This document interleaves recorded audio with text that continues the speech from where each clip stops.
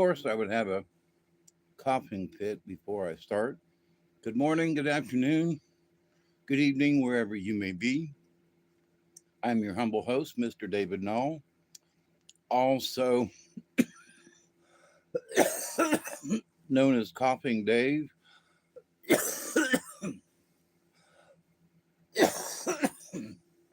Dang, sorry about that. Also known as Hawkeye Two Feathers. And I greet you with the love and the honor of the infinite creator. And I do continue to pray that each and every day, that each and every one of you will continue to learn how to accept and receive the knowledge, the healing, the wisdom, and the many blessings in the universe. So, how you doing? So, excuse me. So, you thought of me today?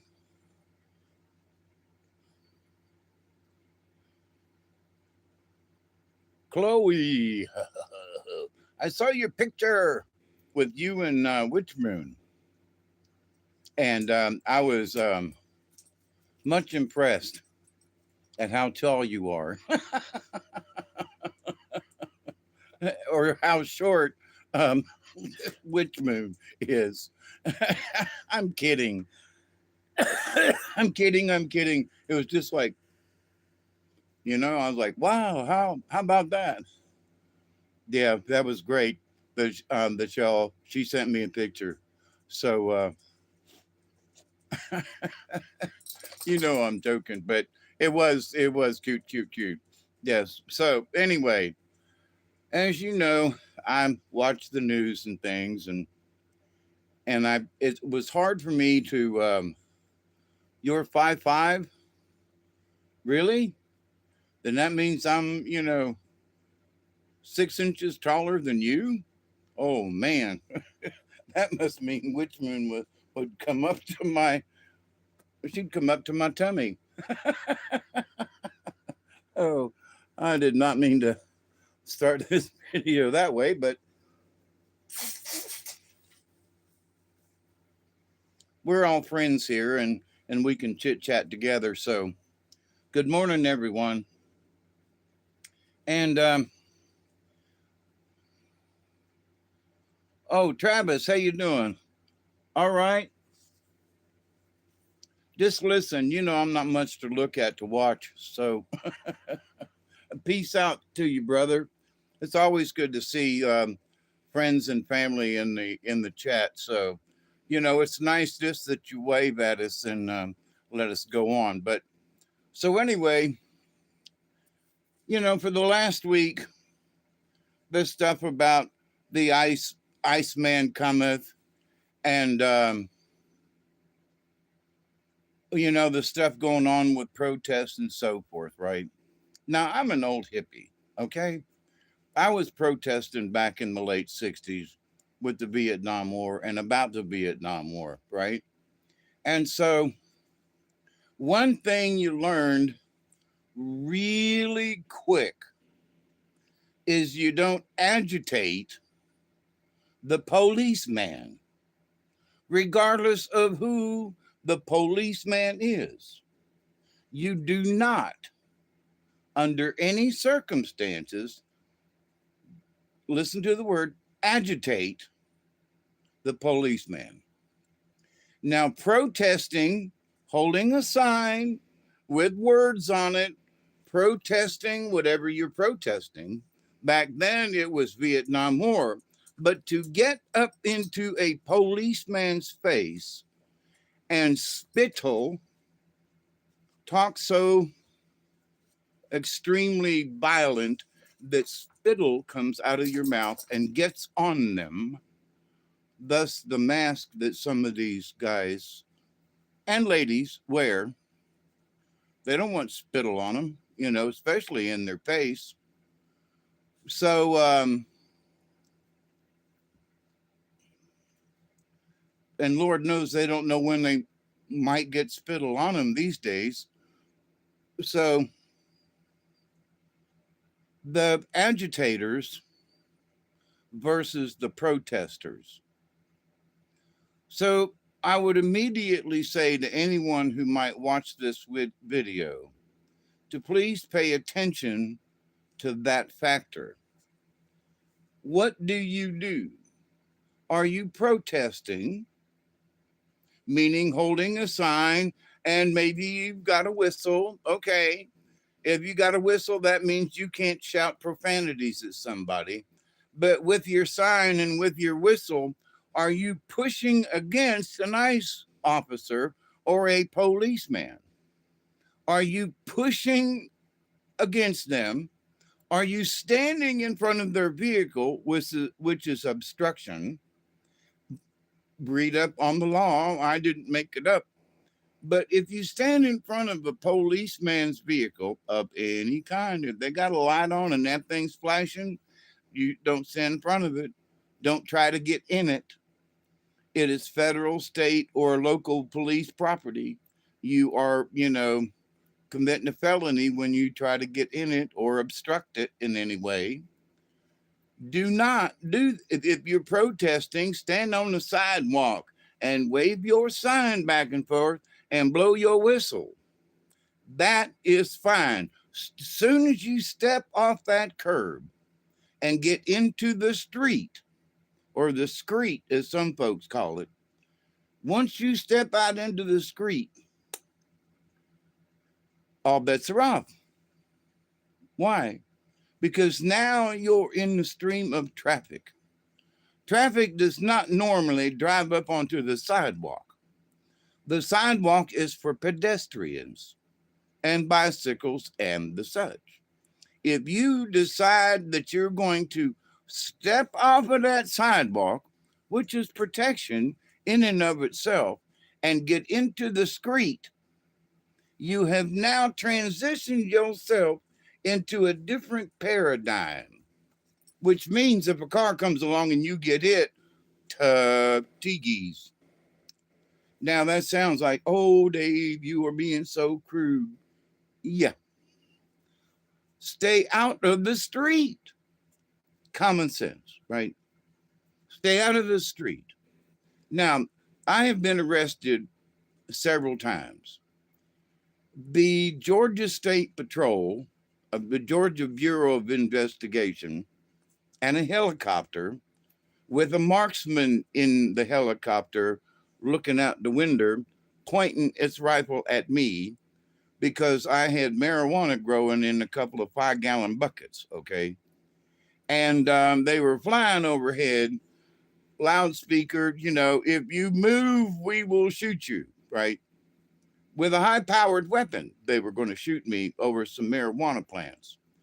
I immediately threw my hands up and, and did not resist arrest. They have weapons and they have the law on their side. When they came through the woods and grabbed me, I did not resist arrest. I was like, officer, I'm good here, okay? I got a bad back and a bad neck, but I surrender. I'm not, I don't have a weapon. I'm not going to fight you. I'm under arrest. Period. So from that point on, they handcuffed my hands in front of me instead of behind me because I was cooperating. Still handcuffed. They brought me into my house here where I am now. I took them to where some of my paraphernalia was and gave up. I didn't have much. Gave up what little bit I had.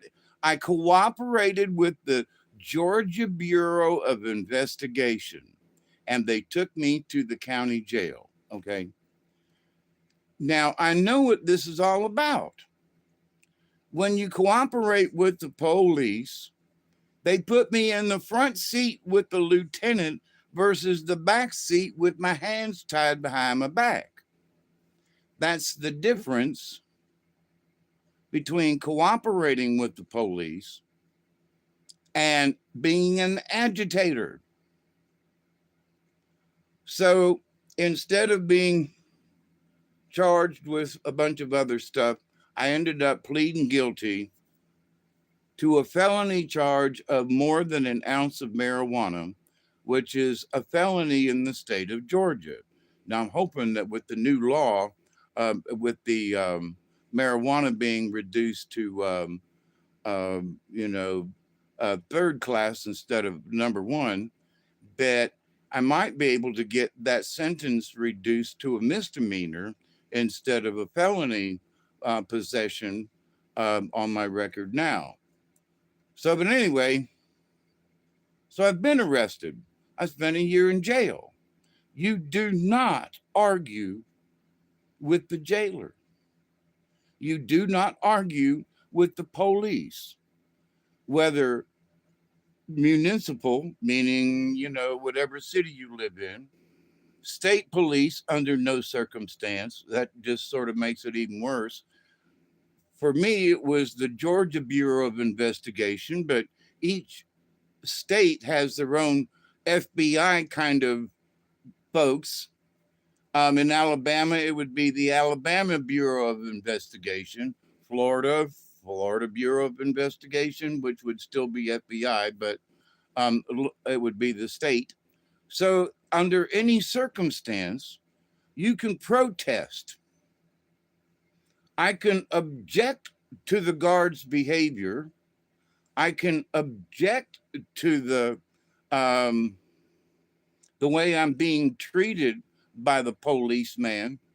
But if you speak ill, if you call them SOB, if you call them names, if you try to resist in any way, they are going to mistreat the hell out of you because you're giving them probable cause. You go, well, Dave, what do you mean by that? You know, somebody go, you know, get your hands off of me. Oh, that's resisting arrest. Plain and simple. Get your hands off of me. And by doing this with your arm, automatically tells them that you're resisting. Get your hands off me. You have no business. Wait. Because they have you in a situation where they want to arrest you. They automatically have every reason to put their hands on you, legally speaking, because you are resisting them. If you would just comply and go, okay, officer, and if you try to move, you go, I'm sorry. Listen, I'm sorry. I didn't mean to seem like I'm resisting. You know, I got a bad back and I can't turn my head. What do you need? You know, versus get your hands off of me. Oh, that ain't going to work. Meanwhile, in Texas, Governor Abbott is not fans marijuana or TH of any kind. What? They're going to even stop selling legal pre-rolls you can buy after February. It's an arrestable offense to have the store bought legal pre-rolls. That's interesting.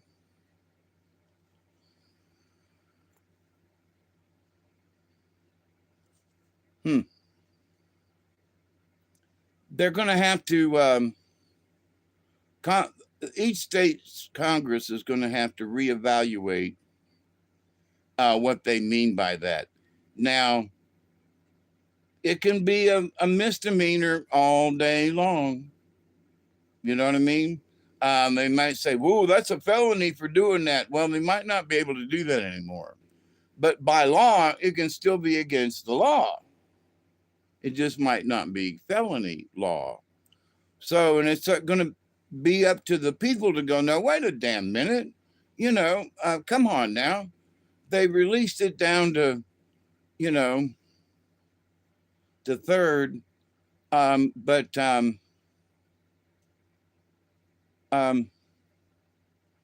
there is the old guard. Wait, there is the new old guard. There's some new folks in the system. I'm an old hippie. I'm 73 years old. You know, I've been hoping, praying for the day when they would make it illegal or decriminalize it or something. So by moving it from class 1 to class 3, That's sort of a decriminalization, okay? That's not legal, but it's not a felony, right? So I've been waiting on this ever since I was 17 years old, which has been a bunch of years ago, like 58 years kind of thing, 60 years, 58 years. Okay. 55 years. All right. We'll be conservative. But so, and having been busted twice for marijuana and possession of, and served time for, it's like, okay, you know, spent money, paid attorneys, had to do restitution, had to pay money back, to the state or the that helicopter that flew overhead. Um,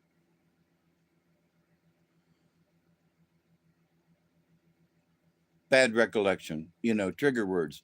But anyway, can't think about that because it's like that was weird, boom, boom, boom, boom, boom, boom, boom, hearing the helicopters overhead, and seeing that guy with that, 30-06 in the yeah, and I'm packed and ready too, buddy. So yep, that's right. We got 6 minutes. So, but anyway, so these folks that are out there being provocateurs, they're provoking things, you know, and they are saying that being an agitator is the same as being a protester. And I want to say right off the bat, equivocally speaking, that's not true. An agitator is doing what? Agitating. What the agitator is like getting in your face and you're poking the bear. You're poking at the police. You're driving your car up there. You're standing in front of a police vehicle, daring them to run over you when you're the one that should be worried because they have every right to crush your ass. Why? Because you're blocking them. For an ounce, how insane. Yep. And but they had to do something because they had a helicopter in the air for 20 minutes looking for my ass in the woods. So, and I was just standing there going, oh, holy crap. I know how the Vietnamese must have felt, because they were hovering at treetop level, I'm like, oh shit. It's it, the gig's up. Where am I gonna run? Ain't no running from a helicopter. Oh shit, you know. And oh man, I mean, it was bad. So, and I can hear a helicopter now with the windows closed and the fan on. I can hear a helicopter from 10 miles away. Dum, dum, dum, dum, dum, dum, dum, dum, dum. Yeah. But anyway, and we have quite a few of them in the neighborhood. But going back to the protesting versus being the agitator.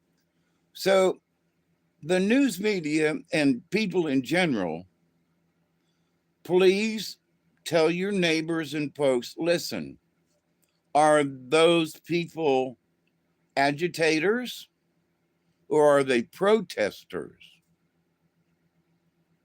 Because if they're protesters, the protesters should be standing on the sidewalk with their signs and not trying to spit in the officer's face. Protester is not going to be standing in front of a police car. Okay. If you're a protester and you are watching an agitator and you think that the agitator is a protester, think twice. Don't become an agitator. Stay a protester. Have your sign, wave it, blow your whistle, but stay out of the damn street. Don't be a dumbass. Okay? Don't follow the agitator. All right? The agitator is there to what? Agitate. They're there to piss off the police. They're there to agitate the situation. They're there to make people feel, oh my God, look, the situation's getting worse. An agitator is throwing smoke bombs. An agitator is shooting off fireworks. That's not protesting. That's being an agitator. Yes, that is warlike. Agitators pay attention, not protesters. Agitators, those people who are getting in the cop's face, pushing them against them, interfering with what's going on, calling themselves protester. Oh, I got a camera. Look at me. You can't do this. And they're pushing against them. Guess what? You've become the agitator. And you have to stop that behavior, or you're going to suffer the consequences. You're going to FAFO, right? Now, I would love to see things settle down. Absolutely. And I would love to see people who would be able to understand the difference between being an agitator and being a protester. And I wish people online and other podcaster folks would start saying, listen, that person there is not a protester. They're an agitator. You want to be a protester? Grab your sign, go do the protester thing, but do not agitate or you're going to suffer the consequences. So please, the whole thing about this, my Fourth Amendment right or whatever it is, I have the right to protest. Yes, you do. But you don't have the right to agitate. When the law enforcement is there to enforce the law, thus the word law enforcement. So when the law enforcement is there to do just that, then to become involved with that in any way other than holding up a sign going, hey, what you doing over there? But calling them names is agitating them. Calling them effing Nazis and whatever is inflaming the issue because you've become the agitator. All right. Again, we have the right to protest. She knew what she was doing wasn't going to turn out okay or in her favor. Who would? No, but she was brainwashed, I believe, to the fact that it's okay. Not you, big boy. She saw that person walk around her vehicle and decided to accelerate. She looked straight at him when she was turning the wheel of her vehicle with a smile on her face. Hey, Crow, what you doing? I'm doing as well as possible. I went to the kidney doctor yesterday. They took out about 2 pints of blood. No, but they did take 5 vials. They're going to do a bunch of blood tests, which is the first of the year. And let's find out where my potassium is and all that kind of good stuff. So, I'm as healthy as I can be under the circumstances. What I, told the doctor yesterday, he was like, well, you look pretty good. And I was like, come on now, don't be trying to butter me up. But anyway, but thank you. I'm hoping this is going to be a good year with all the hard issues I've had the last few.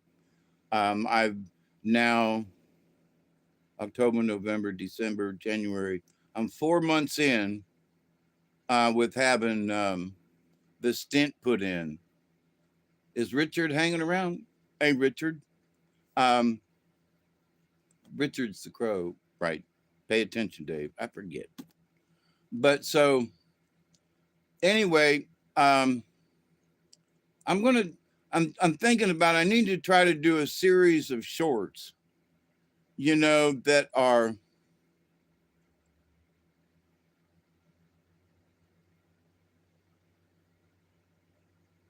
um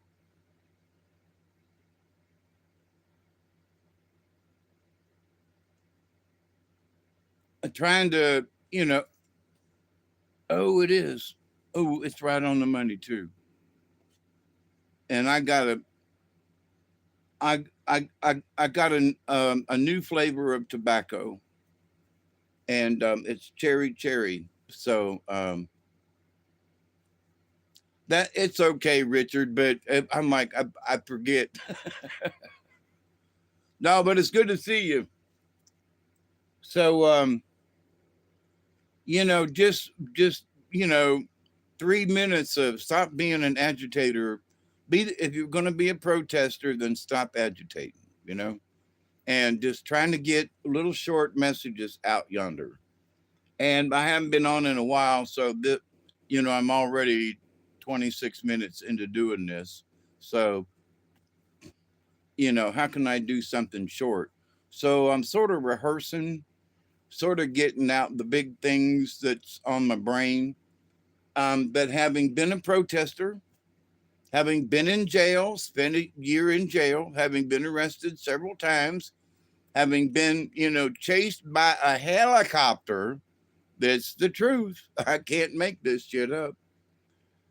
Um, and arrested by the GBI, the Georgia Bureau of Investigation. I have learned, do not agitate them. Do not think that you're tougher than them. They will beat the snot out of you and say that you fell down the stairs when you live on the ground floor apartment. I'm telling you. And they will cover for each other. You know, the old boys game, yeah, buddy, it does exist, but don't push it. You know, don't do something stupid. I have watched these videos of these people kicking and screaming and won't get up off the pavement. And they got to carry this lady off all fours, because she is protesting. No, she's being a dumbass. You are showing your true colors. You are showing that you refuse to cooperate, even to the point of harming yourself. And you say, Dave, what are you talking about? The fact that they have to pick her up on all fours to carry her, it's difficult to do with a squirming anybody. Somebody squirming and moving around, they're going to pinch you, they're going to grab you, and it might hurt. And you think that it's easy to be like manhandled like this and carried off? No. So these people are being a dumbass. Oh, I'm protesting this. Ain't nobody going to remember your dumbass. You know. So protest. Okay. But when you pull your car and ram another vehicle that's theirs, and a lot of times they're using, their own vehicle, with lights in them, not so they can sneak up on somebody, but in a way, so they can sneak up on somebody. You see a bunch of, police cars out there with, lights on them. Um, Folks going to hide in the basement. So, but with that said, and the it's been 30 minutes now. Let me take a puff off of my pipe with tobacco in it. Okay. Tobacco.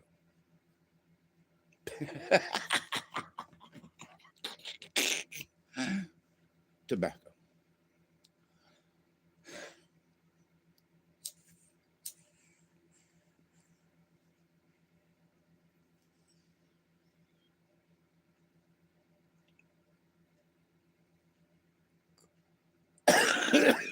Oh, Richard, that's a shame. So here's something. if y'all haven't heard the news today. SCOTUS, meaning the Supreme Court of this United States, has determined that in the federal law of things, if it says temporary, it means temporary. I know that sounds stupid, but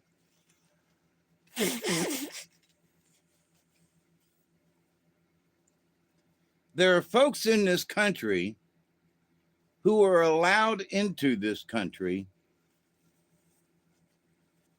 on temporary visas that was supposed to be a year to 18 months.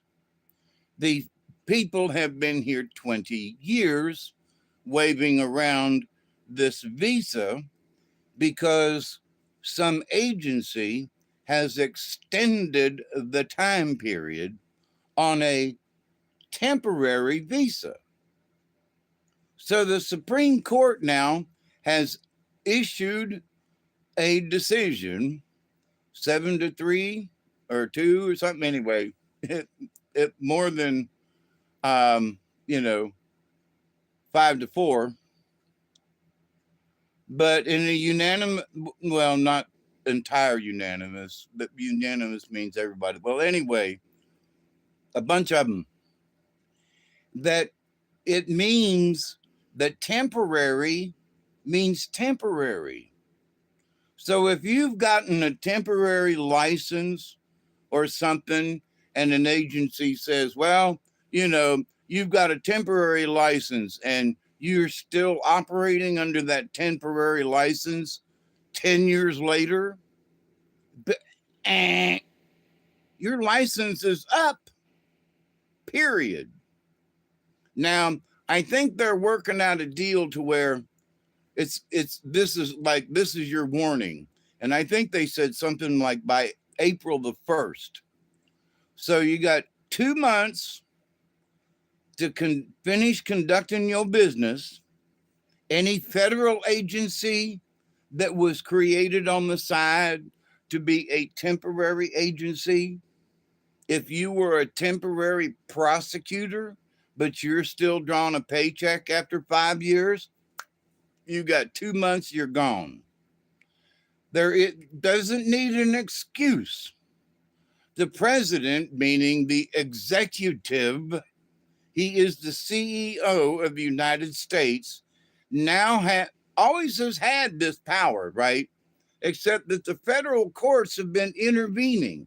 And that's the other thing that SCOTUS said, that lower courts cannot intervene in these kinds of things. Because if it says temporary, then it's out of here. There's no court in the land that can interfere and say, oh, no, but it does, no, but these folks can still operate. No.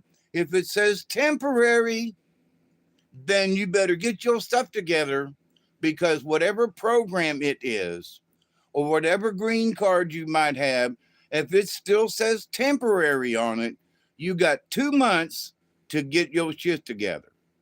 Otherwise, regardless of what anybody says, because the Supreme Court has just determined that temporary means exactly that, not extended in any way.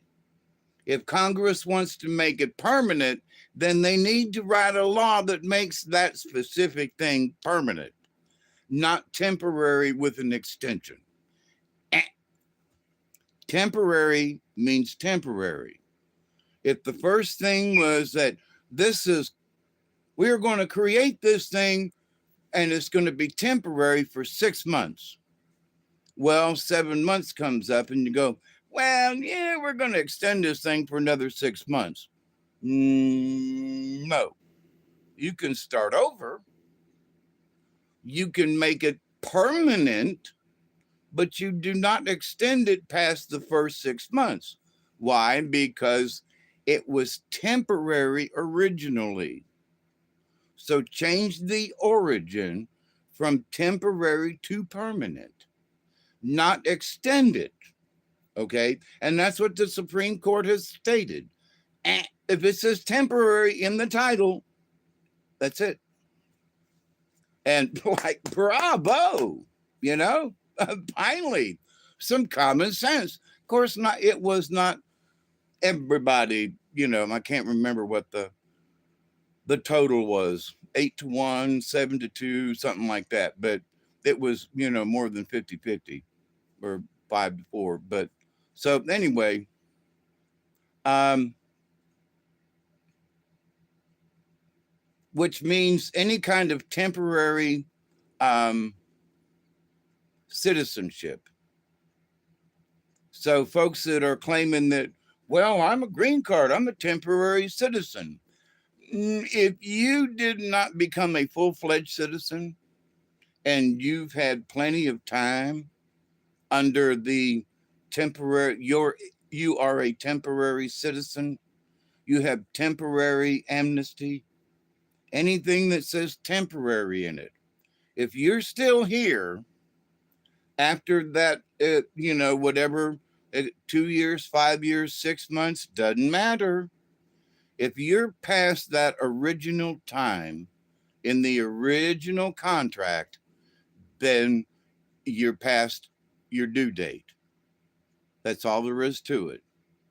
There are no exclusions. There's no, oh, whoops, you know, I would expect the video from the cause in the next month. Yeah. Well, you know, what do you think about what's going on? I'll give you this and then I'll come back to it, Richard. So, what do you think about the stars aligning here during this month and the craziness of honestly, you know, the planetary alignments with the energies and everything moving into Aries? What are your thoughts on that? Seems kind of crazy to me, but I mean, not in a bad way, but just woo kind of crazy. So, but anyway, so the federal Supreme Court has ordered that this craziness of temporary.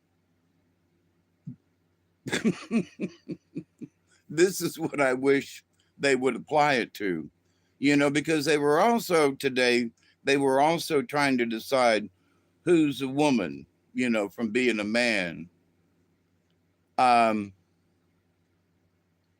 and that, you know, I think that since SCOTUS has already ruled on the temporary rule, any of these people, men who are trying to be women, um, temporary, if you're temporarily trying to be a woman, out of here, you know, sorry.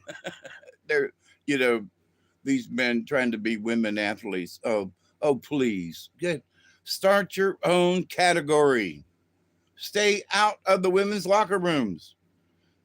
Get your own closet to go dress in or something. Stay out of the women's locker room, stay out of their showers.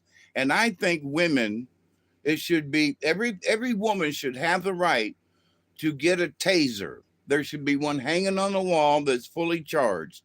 If they find a dude in there in their women's spaces, got a ding-a-ling, that they should be able to reach down and charge that mother monkey with a, you know, with a good, you know, 1,000 volts of DC power into their genitals and say, you want to stay in here? Of course, some of them might enjoy it, but, you know, fry them to the floor and then call 911 and go, there's a pervert in the women's, you know, locker room. Yep. Take them down, girls. Take them down. That's the only way it's going to happen. The women are going to have to grow a set, unfortunately, and take these preverts down. That's, you know, but the thing is the law should reflect it. A woman has the right to defend herself in a woman's bathroom. So if there's a prevert in the women's bathroom, if something happens and she retaliates against that prevert that she is exonerated of all charges, even if she cuts his tallywhacker off. You're in here, you want to be a woman, snip. Okay, now you can be a woman. Well, okay. Give the women the right to react that way. But anyway, so um in this, who's going to be able to react to things if you're in a temporary something, or your job was created under a temporary title and that temporariness has run out? You better look for a new job. And that's not being ugly, because I have worked at federal jobs before, and when the contract ran out, that was it. You are going to get paid until Friday. You got your paycheck on Friday, and we all hugged and waved at each other, and that was it. The program started back up under a different program name, and they kept providing the service, but I wasn't involved anymore. I could not get hired onto the new program because I had just spent a year and a half on this previous program. So I couldn't keep going to the work at the job that they needed somebody for, and that I had pre year and a half of previous experience. And government works in mysterious ways, but there is a lot of fraud in government, even down at the lower levels. And because I worked with the government down on the lower levels years ago, and even back then, there was stuff going on. Okay. It wasn't bad, but there was still stuff going on. And it had to do mostly with, well, Miss Jones, who doesn't really qualify because her house is out. It's it back then. It's worth $250,000, and we're looking for low income housing. And even though she doesn't qualify, she makes too much money. Even though she's on Social Security, but she makes too much. And her husband was an attorney, but he is deceased. And hey, Mossy Man, what you doing? Paperback, brother. Um, so it's like, so she didn't qualify. I mean, but she was an old lady. Her house could use some stuff, but technically she did not qualify. Okay. But because everybody knew her, and she was this in the neighborhood, and her husband was a famous attorney in the neighborhood. So they built a greenhouse onto the side of her house, right? And it was, back in the day, a Jimmy Carter kind of thing, which I still think was, I worked for the Department of Energy with, you know, um, housing for the elderly and the poor. So I'm still on board with that. And him and his wife, went out and built houses for free, with Habitat for Humanity. So I worked for the beginning of that with, fixing up old folks' homes with, fixing windows and doors and stuff, and trying to help them stay warm and cool in the summertime down here. So, but in doing so, but here was this lady that didn't really qualify. Yes, she was old. Yes, she could use it. Yes, it was beneficial to her and all that. But she made a little too much money, and she made a little. But so that's what was the shady part. And we got kind of went, well, does Miss Jones really deserve it? I mean, her husband had money, and the house and everything, and we're going to go to her house to build a low income, um, um, greenhouse on the side of her house. Well, but the thing is, and it was in town. we could monitor it. We were using new materials that we wanted to try out and did, to find out whether this acrylic was better than glass, as it was reported to be, that there would be no yellowing. And there were really, we were testing materials, okay?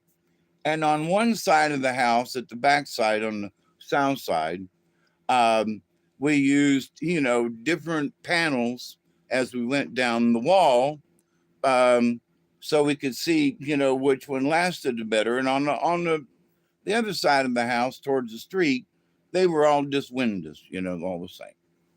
So, oh, but did she deserve it? Well, you know, but we had the reasons we had stressed. There was somebody 2 miles out of town, but you couldn't just drive by her house and check on her. So anyway, but then there's some big ass fraud. You know, got to find that stuff. So now the oh, I can't think of his name, but he's the treasurer or in charge of finances. I can't Besant something like that. And he was in Minnesota, and all the people were talking about how they had fraud over here and over here and over there and over here and back over there and back around.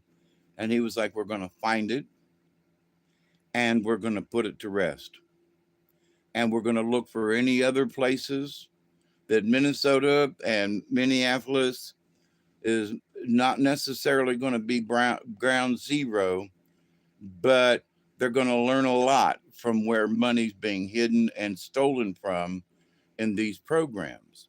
All right. And I worked for Green Oak Center back in the day, and we had to maintain a certain amount of clientele. Now, we weren't receiving lots of money, but we were receiving funds to feed these folks. And if we were, licensed for 85 and we only had 75, we were down 10, right? And sometimes it was difficult to go out and find a retarded person to bring in to take care of them. Oh, Dave, I can't, but that's what it was. You got to find a retarded person, to bring in so you can feed them. Or you got to find a young kid who's you know, retarded to be, can stay in a regular school, so we can bring him over here and put him in Green Oak Center, which is what they did. But so we had social workers. It was their full time job to go out and look for retarded people or handicapped or both. Or if they had both, it was even better. But our reasoning for being there was to service the mentally handicapped and the handicapped and mentally handicapped, right? Handicapped people in general. So plenty retarded in the gut. Oh, it was so crazy. So now we understood that that we had to keep our quota because that's what we were licensed for. Understood, you know, we weren't trying to cheat the government, but we had tried to the license gets renewed once a year, right? And you try to project how many people, and so you write the new nomenclature um,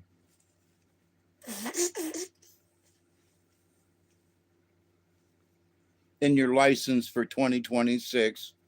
So you had your license for 75, but you actually had 78. You had extra people come in towards the end of the year, and you were actually above capacity. So, but you took them in anyway. You had enough to feed them and everything. So now you're going to speculate that you're going to be able to do 80 this year, right? So you can do plus or minus 3, right? Okay. So, but now you like say you're going to do 80, but you stuck at 75. You can't get above, so because there's only so many people in your community that are handicapped or retarded. I'm trying to, yes, I'm being blunt, but um, and by the way, the retarded don't know that they're retarded, and retarded just means they're slow. I do not mean anything mean, nasty, or otherwise. They just can't keep up, and that's what we were there for, was to teach them how to fill in the gaps where they could, teach them shortcuts, about living. you know do you have to hold a fork this way? No, you can hold it this way. If it's hard for you to hold this way, like a lot of other people with their pinky out, grab it with just your hand and spoon it in. Okay, but do it gracefully. you know so um but the money that was being siphoned in places was money that was siphoned before it ever got down to us on the local level, because there were politicians along the line who were getting a little bit of side cuts and things. They had deals with vendors where they were getting little side cuts from deals. Well, if you buy all of your canned milk from us, we'll cut you a deal. You'll get a cut, you know. So there was that kind of thing. Um, and probably still is. So, is there corruption? Yeah. But now a little bit of corruption. And you go, what do you mean by that? Well, for example, when I was in the prison there in Tampa, we took the garbage down at night and put it um, on the back loading dock.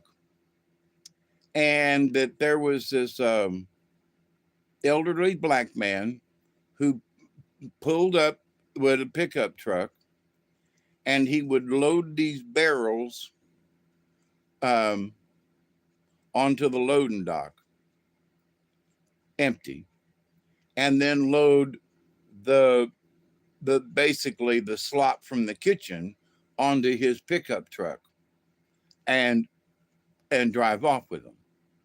Now you go, but Dave. Well, they were giving away a food stock to an unknown person. Now they all know who he was. And it was an old black man who raised hogs. So he came and took the slop off every night. And there were two 55 gallon drums full of slop from 3 meals with um, 700 prisoners and staff. So a lot of slop, right? So you say, well, what was wrong with that? Because by law, they were not supposed to give it away. By law, it was supposed to go to the county landfill, city landfill back then. But here was this black man come up, everything, because we stood back there. I'd smoke a cigarette. The only chance I got to be outside, was just, that sweet smell of garbage that's fermenting in a 55-gallon drum. So, Dave, what's wrong with that? It's because the law stated to the landfill it goes. Now, we all just felt like the old black gentleman should be able to take this slop and feed it to his hogs, and more power to him. And we did. But it was still against the law. It was still against the law.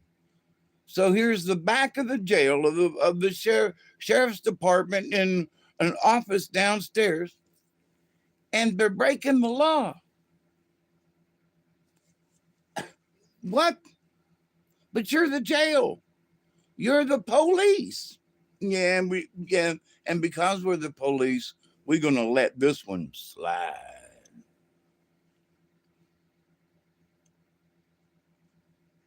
Okay, he had really happy hogs. Now I don't see anything wrong with that, you know, but please don't. Oh, there was some really good slop in there.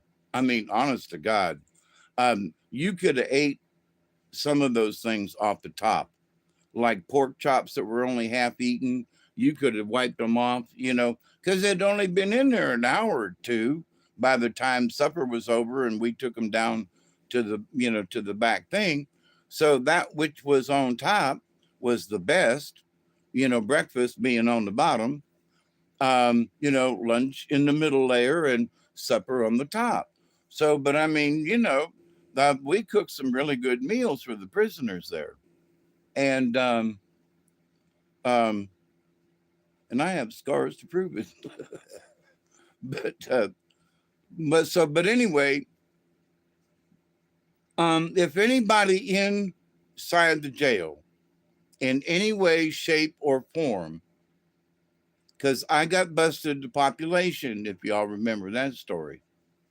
So simply because I told the, you know, the officer to go get stuffed, and they took me downstairs and stuffed me in the population, which was ironic but cool and funny all in the all at the same time.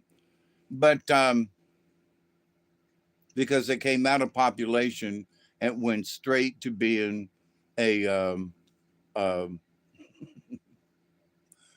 straight to being a waiter in the officer's dining room. I went from the lowest to the highest in a matter of a couple of hours. So that it was great. But the thing is that that's because I cooperated. I didn't sell anything. I didn't do anything. I was just honest, and I was truthful most of the time. Um, I still made liquor, you know, but could hide it so well that nobody could find it. So there you go. But yeah, I still broke their law, but they couldn't find it. Just like giving that slop to the old black man, nobody knew, and those who didn't count. And so it's like there were prisoners that knew we had alcohol, and there were a couple of guards that knew we had alcohol because you could smell it from 10 feet away when we were drinking it and bouncing off of the walls and stuff. But especially Dana, he was drunkard and shit, and we had to go up the elevator, you know, and he was carrying like a glass full of liquor, you know, homegrown, in this thing, and the guard is like right here, you know, didn't smell a thing. Are you kidding me? You know, he knew we were drunk.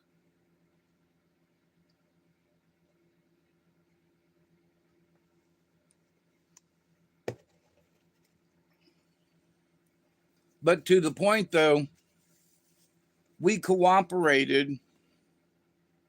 We didn't have to do anything untoward to the guards. We just cooperated, you know. And for us, and the little Mexican taught me, yes, boss man. No, sir, boss man. Now, this was as a prisoner. So we always said that, you know, never argued with them. Always, yes, sir, boss man. No, sir, you know, whether we agreed with them or not. Because later on we could piss and moan about it. And if we knew somebody else, like we knew the corporal and I knew the sergeant, we could go to either one of them and complain. But to stand your ground and to piss and moan and to become an agitator, and that was it. You lost all credibility and you lost all your points. So these folks who are agitators out in the public domain don't know these sleights of hand, if you will. So be a protester, but follow the rules of a protester. If you decide to cross that line to become an agitator, then Be careful, because now you, like I said an hour ago, you've now stepped off the curb and out into the street. And now that you're in the street, now you're impeding traffic. Now you've become a liability. Now you've become a hazard. But as long as you standing on the sidewalk, on the edge and out of the roadway, you're good to go. Cross, step off the curb, and that's it. You know? So, to anybody out there in the future who gets hurt, you're in your car and they tell you to get out and you don't, that's resisting arrest. Roll down your window. No, I don't have to. I am the police. Here's my badge. I'm telling you now to roll the window down. I'm not asking you. I went from asking you to telling you, and you say, no, F you. Now you say, I'm going to break your window and drag you out if you do not roll down the window. And they protest with agitation and go, F you, no, I don't have to. And because of that 3 rule, they asked you, told you, gave you a warning, bam, your window's broken, they're going to drag your butt out. You asked for it. Oh, but I have my rights. As a protester, I can protest, I can do. But you also have to respond to commands of authority. Please don't watch these people because they're giving you a line of shit. They want to see a civil WAR. I'm not going to mouth even that word because it is what they want. No, stop it. And tell your friends the difference between protesting and being an agitator. You want to be an agitator? Okay, go be an agitator. But then if you get smacked in the mouth, and I think that these men and women who are ICE agents and police officers, when these agitators call them names and get them right in the face, I think they ought to just go plunk and punch them straight in the face because they're being disrespectful to a law officer. And the law officer has every right, and I think, to not be, to have to tolerate such verbal abuse. It is verbal abuse. You effing pig, pow. What do you say now? Okay, say something else and I'm going to arrest you. Because now you're interfering. Now you become an agitator. You're not a protester anymore. You've crossed the line. And people should understand common sense, and they don't. I'm still a protester. No, you ain't.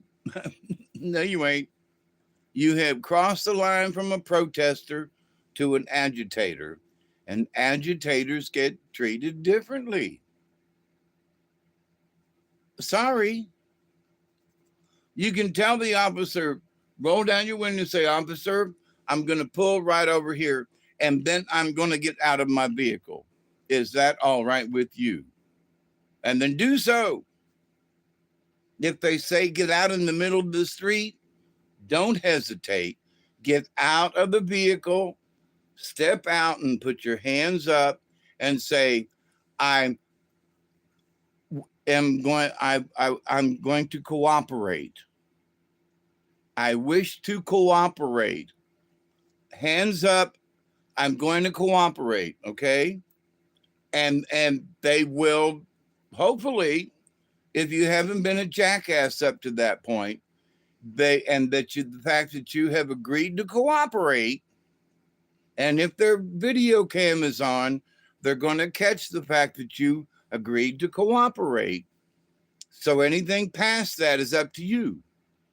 If you decide to cooperate and it's on the video cam thing, then do it. Don't lie to them and then struggle. Nah. Cooperate. All right. If they try to be difficult, look at them and say, please, you're hurting me. I'm trying to cooperate. Please allow me to cooperate. Don't struggle. Don't hurt them. Don't call them a jackass. You know, please, sir, you're hurting me. Because that's what I said. That's what I did. And that I had 2 other officers stand up for me when one officer here in my house, when I was arrested, here in my house, 2 other officers jumped in and said, you will leave him alone. And this was the GBI guy. And the sheriff's department's guy said, no, he gave that up willingly. You leave him alone. But, leave him alone. And so,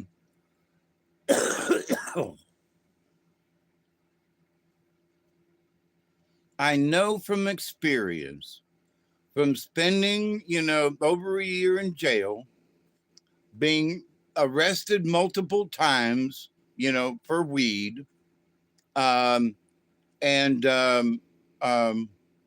having gone through the system and know what it's like, and the difference between being a cooperative, obviously I broke the law. You can treat me badly, but I cooperated, to where the sheriff's department here in Colquitt County treated me with respect. I was still arrested.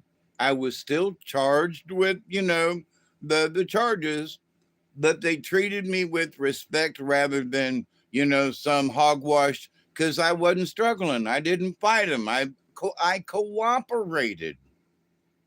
So what is the answer to these folks who are being agitators?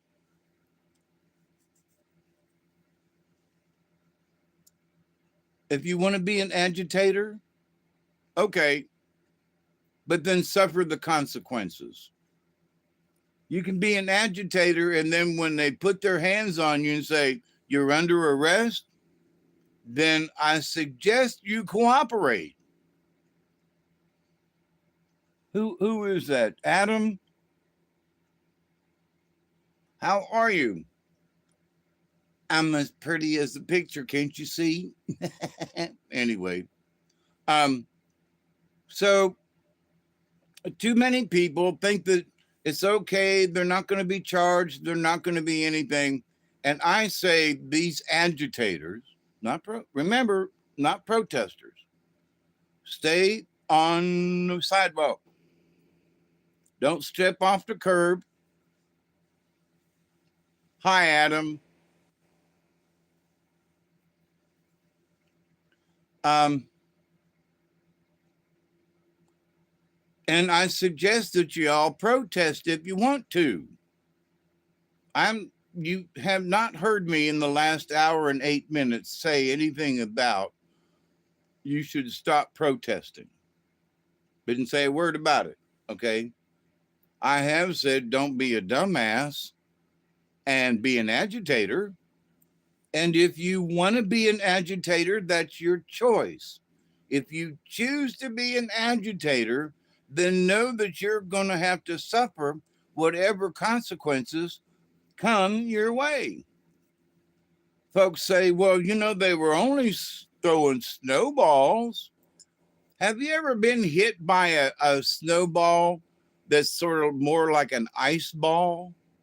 And when you get hit with it, it's like getting hit with a brick.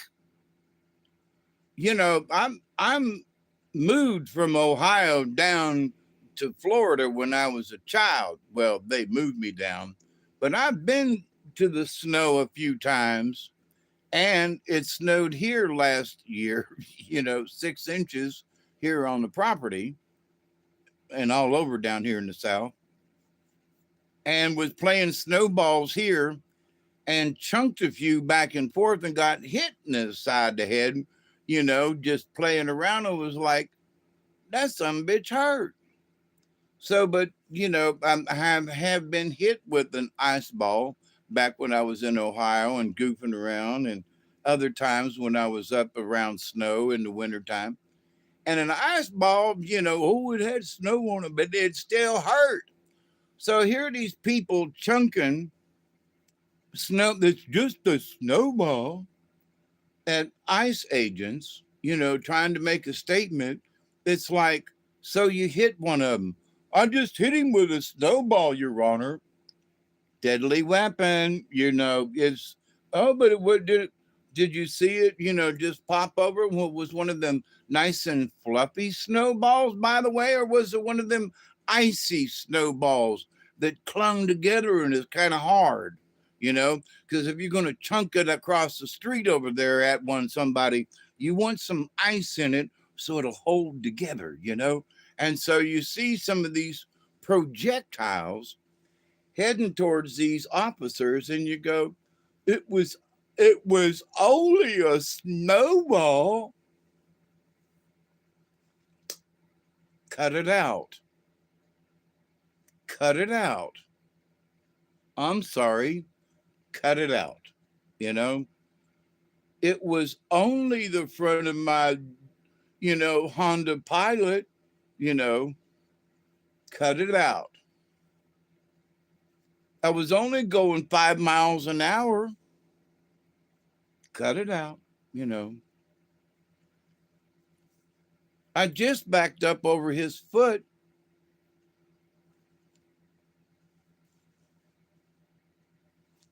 I'm not really illegal. I've just been here for the last 15 years on a temporary visa that is now, by order of the Supreme Court, against the law. My temporary is up.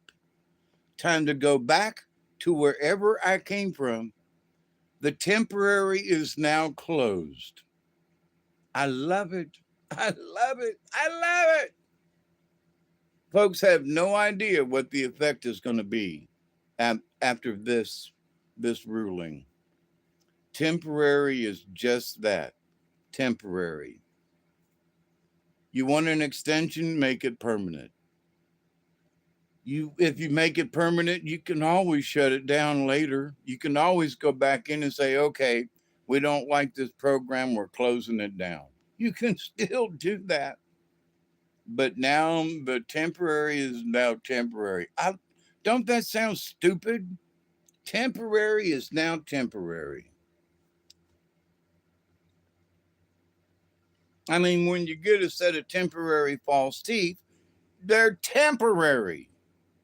I'm fixing to get a temporary set, so I'll let you know how they work. They should be in the mail any day now. Um, but temporary is temporary. Somebody's got a heart conditioner, like a hair conditioner. Um, but they go, well, Mr. Doe, we're going to give you this medicine, to temporarily stabilize your heart so we can put this stent in you. Okay.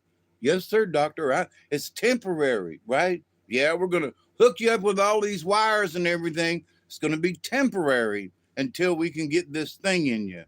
You understand, Mr. No? Mm-hmm. It's temporary. Mm-hmm. All right, man. A week later, it's still got temporary around you, but you get the job done on Friday, So it's like temporary worked, you know. You had to be hooked up with stuff temporarily. But when temporarily was over and the job was done, then it wasn't temporary anymore. It makes it permanent. I'm speaking of the stent I got in my heart right now that has now become permanent. It's still temporary, but no, it's permanent. But it is, but it ain't, anyway. So it's early. I still have stuff in here. So anyway, my friends, You can share the, I don't ask for much, but if you want to share this video, um, the difference between, a protester versus, an agitator, you know, or at least tell people that listen, what's the difference? Did they step off the curb into the street? They're an agitator. If they're a protester, now there can be a bunch of protesters in the street, but if they're not agitating the police, if they're all marching together as protesters, then that's allowable to be in the road. But these individuals that are running around with, cameras, I'm a protester, no. If you're out in the street getting into their faces with a camera, just because you're pretending to be a citizen journalist, you can still do that from over there on the curb or at least on the side of the street. So these folks that are running up behind the officers and got to run right with them and be right with them and do this kind of thing, they're not protesting.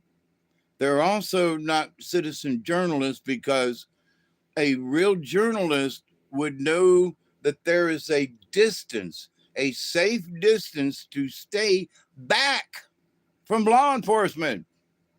You follow them. You want to get close, you zoom in with the lens. You don't get in their face with the camera. You zoom in with the camera to get to see their face. There's the difference, right? You can get in their face and still be 20 feet away. You got to use your camera, You got to know what you're doing. If you're getting in their face to prove a point, you are the agitator. You have crossed the line from citizen journalist to becoming an agitator for whatever cause you're agitating for. What do you think, you effing? Who do you think you are? Get it out of our, effing city. And, um, some of these agitator people ain't even from that city, they're imports. Agitator, agitator. So, again, I'm all for protesting. Uh, is anyone here intuitive? Yeah, I have been for much too long. Listen, um, knowing what might happen in the future ain't necessarily fun to know. Being privy to information sometimes ain't as glorious as it sounds. Well, I wish I'd known about this in the future. What would you have done? I could see this in the future. I've seen some things too in the future. It is like, I've had enough, you know, unless it's really golly dog important. I don't want to see it. You can give me hints. You can say, hey, Dave, we'd like to have a conversation with you about something in the future. And I'll go, okay. But to just get a download of something in the future, you all better give me warning first. We sort of have that agreement now, Warn me first, then give me the download. But I was wondering if someone could answer a question for me from an intuitive basis. Okay, ask the question. My 73 years of wisdom and shamanism. I'll give you the best what I know and straight from the universe. And if I don't know, I'll be straight up with you. So ask away, type away. But so anyway, with this understanding that people are trying to start a WAR, don't use the word. They want to start a conflict between us. Okay. So, but don't use the WAR word. All right. Stay away from it. Why? Especially the civil one, you know? So they want to start a civil conflict, huh? Hmm. You know what the governor of Minnesota said the other day, you know, or last week, which was the other day, so to speak. But um,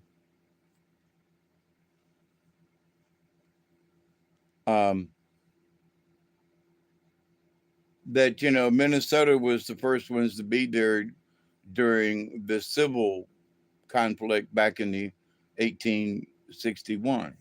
So anyway, all right, give me a second here. I gotta. The deaf people are protesting because they don't feel their voices are being heard. I agree with that.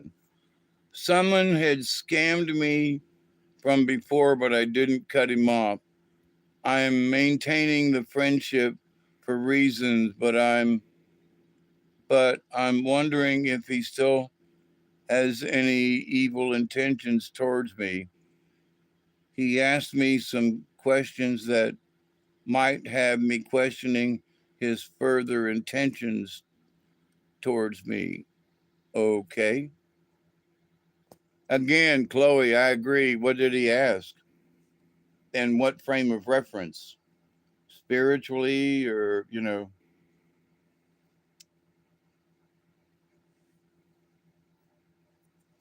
And here's the thing. Now, I have put myself into a different situation. You know, there are folks on the other side of the planet who have talked with me, chatted with me, and I welcome it. I do. But by doing so, then I have put myself out there, and that subject to criticism, which I've had over the years.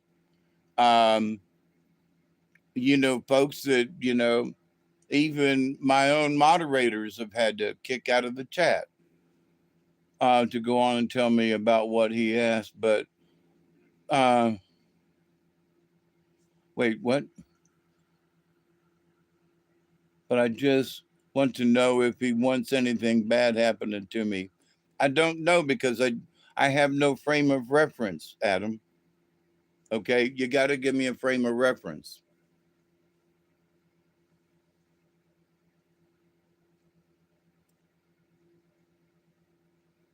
For me, there's I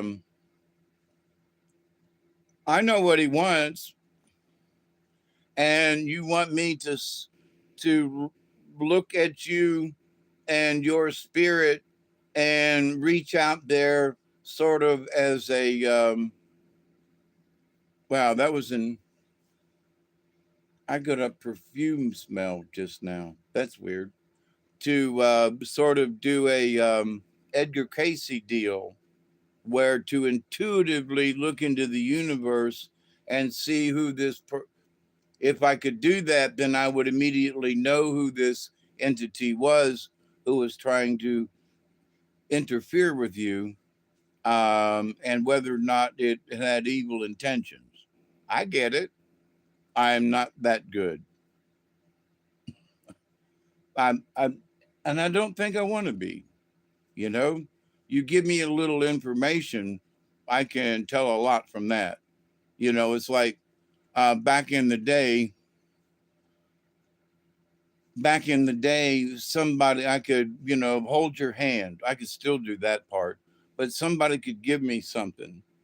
And somebody gave me a ring one time, and I was like, wow. And I said certain things about the ring, and the person who handed me the ring, um, that we were using it for a prop in the theater, and they said, you know, take care of this, and at the end of the night, you take it and put it up and take it with you, Dave. And I'm like, because I was directing, and I said, okay. So, but I said, wow, you know, there was somebody who wore this and blah blah blah, and it was her grandmother, and it was something, and I'd stated certain things that she was like, how did you know that? And I said, well, I have this gift that sometimes I can read things from holding it. I know there's a word for it, But and I've been doing that for a long time, and so I'm clairvoyant in a way, in that if you give me something, I might be able to tell something about the person who owned it, wore it, or something like that. Is that being clairvoyant? Um, but there have been quite a few times where the spirits will show me stuff that's coming around.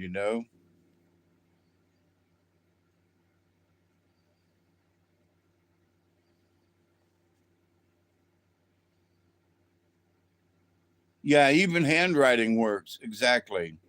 So you got to give me a clue. Oh, well, he asked before if some of the workers that my father fired is of a specific race that apparently were the same race of people that were involved in scamming. You got to watch out for them folk in general. And I want to say this, they're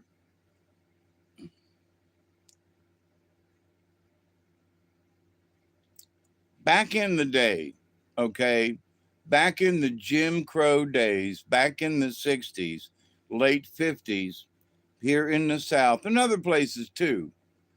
But in the Jim Crow days, there were black folk from Chicago and New York who came down to the South, okay, and they would coerce groups of black people to get behind another certain black folk, like Martin Luther King, as an example, because he came to Albany before they uh, assassinated him. But that so these folks, they weren't really they weren't really a cult. It was just a following. Old Jeb over there, he's a good old fella, yeah. And all of us guys, hang in a minute. Apparently the same race. I'm getting there. There are folks who, by association, will be given a particular thought by one or more of the group, so that because they're of a group of like-minded individuals or color, that they will begin to agree with each other, whether they really understand what's going on. So it's like, yeah, well, what about it, Joe? And the Joe goes, yeah, I don't agree. Me and Slim over here, we both agree, don't we, Slim? Uh-huh, yeah, we agree. And they might not really know what's going on, but the leader of the group, or those leaders, depends on the situation, but the one who knows so much, the rest of them, because they're like-minded and color, is that they have a tendency to follow along easily, readily, like snap of the fingers. Okay. So does this person or the individual still have intentions? And I would say that if the group had intentions to begin with, if this person is still involved with these others with intention, that they have not lost that intention. In other words, um, they still, because there's, unless you divorce yourself from a group entirely, I mean, like, and even to the point of speaking against them, like, listen, I was a part of this group and now I disassociate myself with them. But they might be, giving everybody a line of shit, and they're still attached to them. Now, there's something about that. So you're part of there's 10 people in your little group, just for numbers. So that means there are 9 others, right? You're one of 10. So now you're friends with, really good friends with 3 of the 10 people. So there's three others, and you makes four. So now that's 40% of the 10, right? So now that's almost half of your group. Now you've been having hesitations, and the um, spokesman for your group, and y'all respect this person. Y'all wouldn't be, thinking and hanging around him if you didn't respect him, right? But somehow you followed this person and the idea, and maybe something's happened, and you and three of your friends are thinking, maybe this wasn't such a good idea. Maybe we should have thought this thing through a little better, you know? Maybe where our intentions were after having seen what has happened in the community, that maybe we shouldn't do this anymore. Do something else, whatever the situation is, okay? So now there's 40% of the group has now changed their mind, or at least has decided to think about it, okay? They're hesitating, all right? So now you can hesitate, but then they go like, well, okay, well, I don't know if burning all the Jews is the right idea. Yeah, but then you keep working at the concentration camp. Well, load a few more in, crank up the burners, Joe. Okay. So you're still working there. You're not killing them, but you're still working there. You're still part of the organization. Now, you decide to leave. Now there's only 9 of them, but you're still good friends with them 3 folk, right? Even though they're part of the group and you have disassociated yourself from that group, you're still friends with 3 of the remaining 9 people. All right. Dave, get to the damn point. Do you stop being friends with them? No, you're still friends, but you don't like what the group's doing. And so you're not participating. Now, from somebody on the outside looking in, they see you with your 3 friends down at the local Arby's getting yourself a roast beef sandwich, right? And they go, oh my God, there's Joe and his 3 friends. I told you he was still part of the group. Now, is Joe still part of the group? Or is Joe just hanging out with his 3 friends? And they're still part of the group. Now, Joe don't want to have nothing to do with them, the group. So they're sitting there eating their Arby's, and they start to talk about stuff, and Joe goes, listen, I don't want to hear nothing. I'm not part of it no more. Just talk about anything but that. All right. And so, his 3 friends agree. They don't have any problem with that. They understand Joe's position because they're friends. But from an outside perspective, is Joe still part of the group, or is he just still friends with someone in the group? Now, what's this got to do with this, Adam? Okay. So if this person has disassociated themselves with said group or affiliation or whatever fully, great. Then you can pay attention as to whether you can work on trusting them. Okay. And the first thing you can do, and you say, well, what am I picking? This is what I'm picking up. Okay. I'm picking up that what you should do is find out whether or not the person in question or persons, or whether or not he's a friend with 3 others in the group, and is it his association with the group is through the friendship that he has with somebody? Or is he still giving you a line of nonsense, which, not knowing you and just trying to pick up with what little bit of information I got in the universe, the advice I'm saying is to don't be rude, but pay attention. And I mean, pay attention. Pay attention to their body. Um, Ask them certain questions if you want to, without being suspicious. So just don't blurt out, "Are you still trying to be? Are you being evil to me?"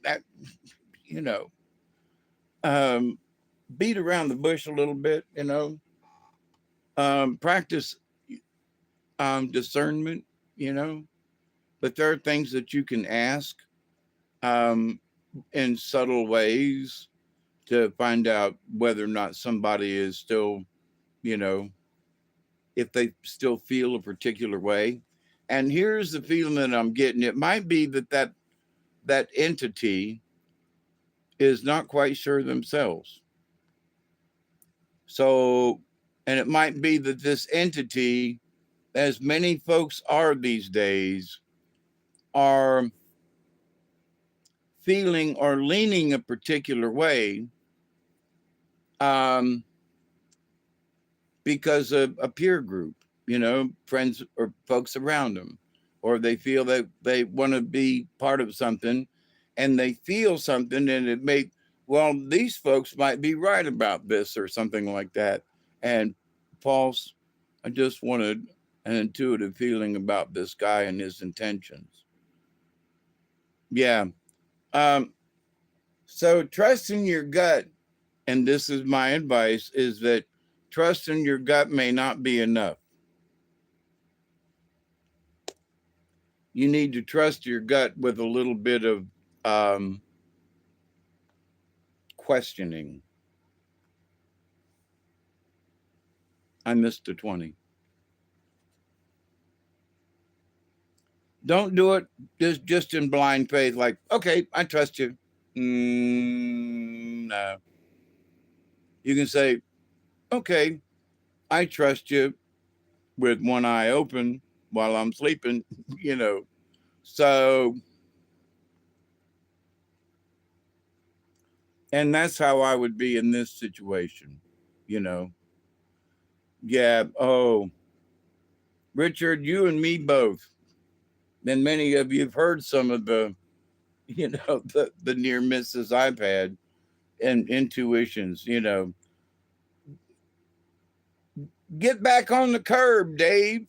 I always ask the universe to show me their true intentions. Yes, absolutely. If you're seriously, in that situation where you got to ask, then by all means ask. And here's the old Chinese thing, is that if you need an answer to something, then you eat the question. I wonder what this person's intentions are. And you eat the question. And go to sleep. And if it gives you indigestion and you wake up in the morning with the stomach ache, then your answer is probably not. If you wake up the next morning and your stomach feels fine and you feel full, then the intentions are 90% of the time they're correct. Now, because human beings are human beings, your intuitions might be fine for that day. And tomorrow something could happen to change somebody's mind. And I say this because I had this chick who was, uh, well, how she wanted to hump my bones. That's all. I can't think of anything else to because at theater and she was pinching me, and then she actually followed me home one night here to the house. Gotta say, it was an interesting evening. But then as we tried to quote date each other, there was I called her up to go do something and was going to go to her house and hang out on a Sunday afternoon, and then I get a phone call that was like, "Well, Dave, I found out something, and well, um, never mind, our date's been canceled." And I was like, well, "Okay." Well, I found out the next week through another person, friend, something who I like. After that one, I was like, "You mofo." But that he found out that she had went home with me one night, and he'd been trying to get her to go home with him, and she went home with me first, which I didn't know I was in competition because she was following me around, and so I was like, okay.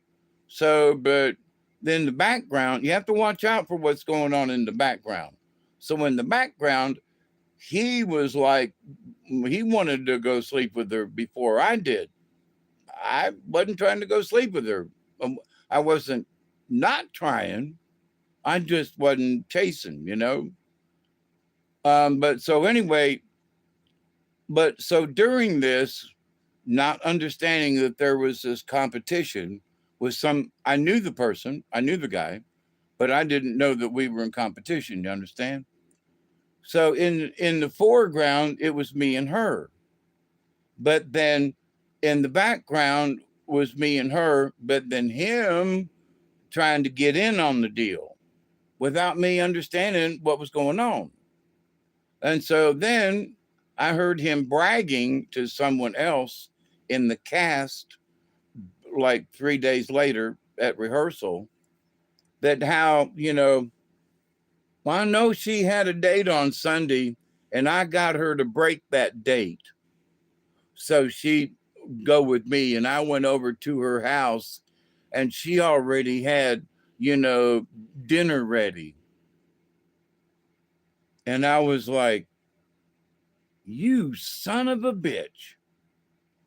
You're the one who got her to break the date. Now, to the point, she didn't have to break it, but he didn't have to call 3 or 4 times because in his admission he said, I had to call her 3 or 4 times to get her to, to let her, to get me to come over. So you didn't just call her. She didn't just give in right away. You had to call her 3 or 4 times. Anyway, so you don't know from 1 minute to the next what somebody else is going to say or do. So you think you got it sewed up right now, but then tomorrow comes and you go, what the fudge just happened? What the fudge just happened? Because there are things going on behind you that even though up to that point, your intuition was great, but then stuff happens. So at the moment, that's the way it seems. But again, the universe is stuff happens. So yeah, you always have to pay attention to that, no matter where you are or whoever you're around. Because there was a person who I was friends with for 15 years. And I was like, how come, he invited some other people to a party and I've been friends with him for 15 years? Well, he was mad at you. Or what? What? We were been friends for 15 years. What? What the hell would he be mad at me for? Well, he's something something, and you said it's something something. I was like, then why didn't the bitch call me up and say, what did you mean by this? I would have absolutely explained it to him. You know, y'all gave me a beer. I had my medicine, and I wasn't speaking too clear. I'm speaking clear to you now. I can tell you exactly what I meant without being of slurred speech and you being drunk. And now, can we settle it? I didn't know there was an issue. Oh, he was mad at you about this. Well, now he's dead and I can't resolve it. So, you know, but you never know. Somebody that been friends for 15 years, suddenly just all of a sudden something happens and you aren't on their list anymore. For whatever the freaking reason. And you later find out it was go, but that was so trivial. A simple phone call would have settled it. A simple phone call, you know? And, well, let's meet and we'll blah, blah, blah. And a simple phone call. But no. So, and going in to this new year, and Richard, I think I asked you this question. Adam, did that help? Directly speaking, you should pay attention. One less Christmas card to give.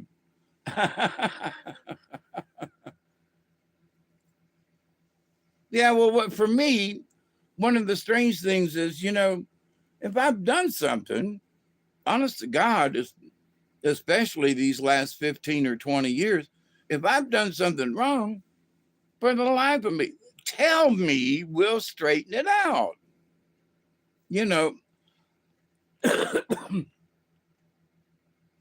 There are times when I have said things and people have said, well, you were talking about me. When no, I wasn't.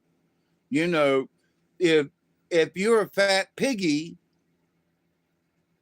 that's you over there. If you're a fat piggy, but I didn't call you a fat piggy, but I'm talking about fat piggies.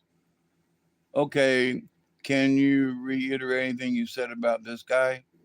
I don't know this guy, so all I can say is, so don't pick up on any specific type of energy.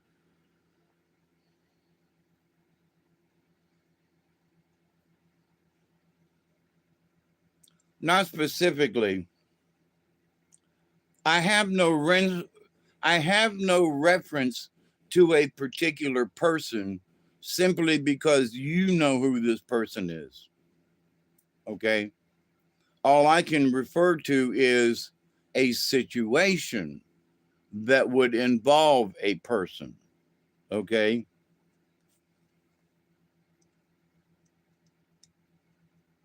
Yes, thank you, Chloe. But also, I'm not picking up from you an individual. I'm picking up from you a situation from an individual. Okay? Well, this person represents this thing, but I don't know the person, I'm not aware of the person. I'm aware of the person and the situation of the person.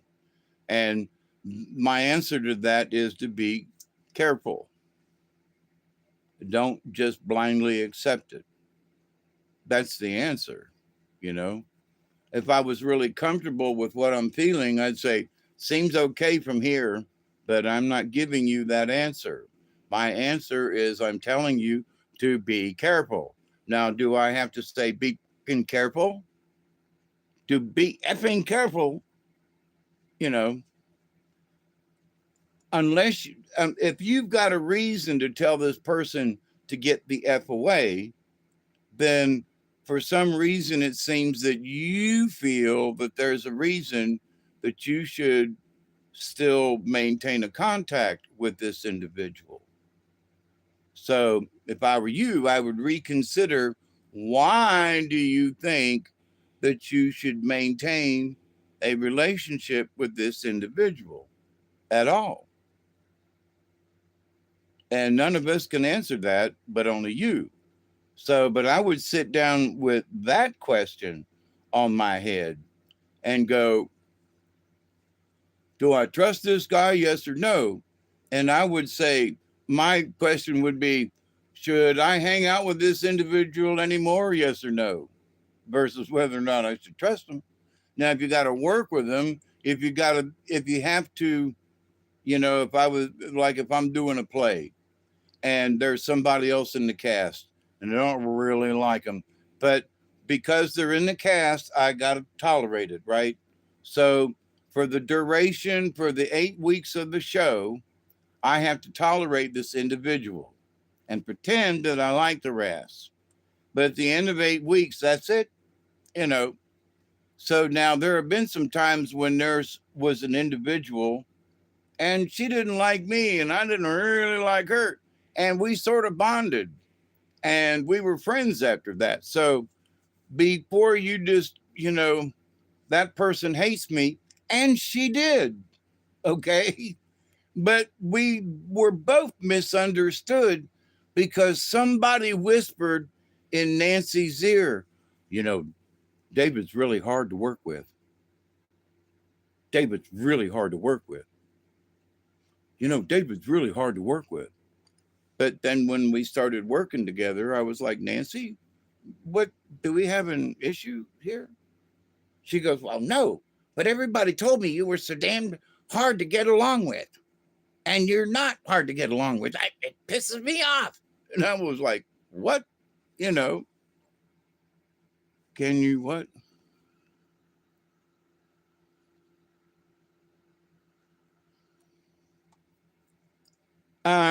Adam, no,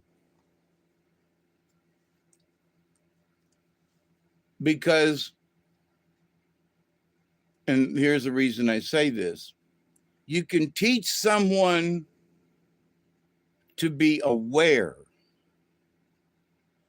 And by learning to be hyper aware, you know how to be intuitive.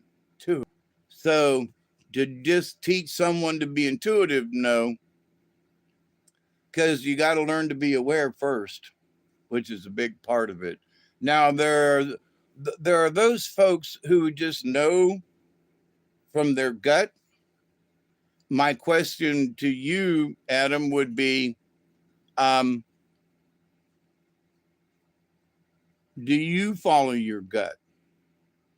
Are you one to go, maybe I shouldn't go to the mall today and it catches on fire, or something, something, something, and you don't, or so if you have had a lifetime up to this point of following your intuitions and saying, well, maybe I shouldn't go there, or I have this weird feeling the other day that I shouldn't, drive the car to work, that I should take the bus, or whatever it is, right? So if you've not had any of that in your life, your chances of naturally being intuitive are kind of slim. Now, it doesn't mean that you can't become more intuitive, but you must first learn awareness. Awareness is the key to all of it. It really is. If you are of keen awareness, you will be understand a bunch of stuff because you'll be able to see that that's connected to that and that's connected to that over here. And oh my God, that person, holy shit, I didn't know they were dating. See, if I'd have been a little bit more aware of what this person was doing, and if I'd have been more aware of what the guy was doing at the same rehearsal I was going to, and the fact that he was, pinching her on the butt and trying to get in her pants where I was kind of sort of trying to stay away from her because she was trying to get in my anyway. So, but things can change overnight, and never know, especially when you're dealing with other people. You think you got them figured out, and then they come up with something, and it was like, I quit my job to go to work in North Carolina, and then the guy was like, yeah, but you didn't tell me that you were a felon. And I said, well, you didn't ask. I mean, I served my time and everything. My probation's up. Um, but you didn't tell me that you were a felon. And I said, but I served my time. You sold drugs. Yeah, well, that's what they got me for. But yeah, and that's because I was a drug addict, you know. But you know, and because you could have been a bank thief and it'd be okay. But you were a drug addict and sold drugs, and no. And I'm like, wait a minute. I quit my job. I sold everything I had. I was packed up and ready to go. Literally, trailer hooked up to the truck and ready to pull out. And he's like, don't come. What? So, yeah, stuff can change in a heartbeat. Had a perfect job in North Carolina. Perfect job. Right on the edge of the Pisgah National Forest. And I'm still here in South Georgia. But anyway, so can you trust anybody? Never. 100% never. Your best friend? I swear to God, never. Because every time I trusted my best friend, something weird as crazy, something came up and they went bonkers and decided that somehow I had broken trust with them when all they had to do was ask me, like, ask me, why are you mad at me? Well, nothing. Well, if you're my best friend and I ask you what the hell's wrong and you go, nothing, am I supposed to take that as there's nothing wrong? Or that me and you are good? Or nothing? Does that mean you're in a grumpy mood, or that nothing means that you're pissed at me about something and you're trying to, you know what I mean? So you're trying to pay attention. You should know by now.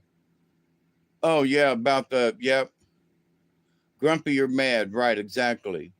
Or your grumpiness might have nothing to do with you or the question that you're asking, but then it has everything to do with it. So you don't know, right? So unfortunately, in my 73 years, there were two people who died that I did not know that there was some kind of underlying issue. Somebody said about Marcia, they were like, "Well, she was mad about you and something." Well, Marcia had asked me, you know, please help me, come stay with me and be my, caregiver. And I'm like, no, you're 300 pounds. I got a bad back. And that was before I had my surgery, right? I got a bad back. I can't lift you. I can barely take care of myself. You're the nurse of the two of us. We've been friends for 50 years, literally. But that doesn't mean that I can be your caretaker. Oh, come over here and take care of me. No, I got my own life. I will help you as I can. But she had to go back in the nursing home where she died, where she apparently died pissed off at me because I didn't go over and try to take care of her. I couldn't. To this day, I still couldn't go. I could only do it part time. Marcia called me up. Do you need something? Okay, let me see if I can hobble over there. If it's an emergency, call 911. Don't call me if it's an emergency, because it's going to, the ambulance is going to get there before I can. And there's going to be two of them, not just one of me. And where if I get there, I'm going to have to call the ambulance anyway, But to the point, though, there were two folks who passed away who sort of had some kind of grudge with me before they went. And I'm sorry, is the best I can do to say to the universe. Um, but it was not my intention.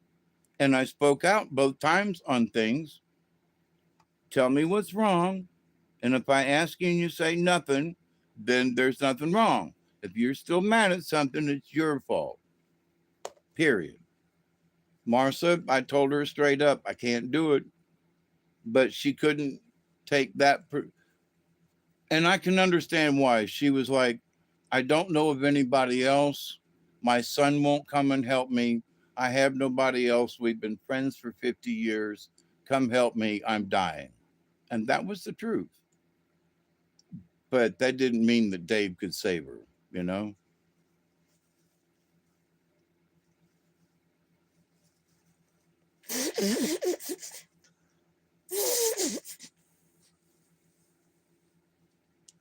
Listen, it was hard on me because we have been helping each other for years.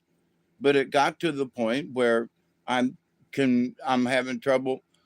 I'm doing a little better than I was at that time, but I still couldn't go over and take care of her. You know, she was like, "Move in." No, your house smells like cat shit. You know, no, no, I can't move in with you.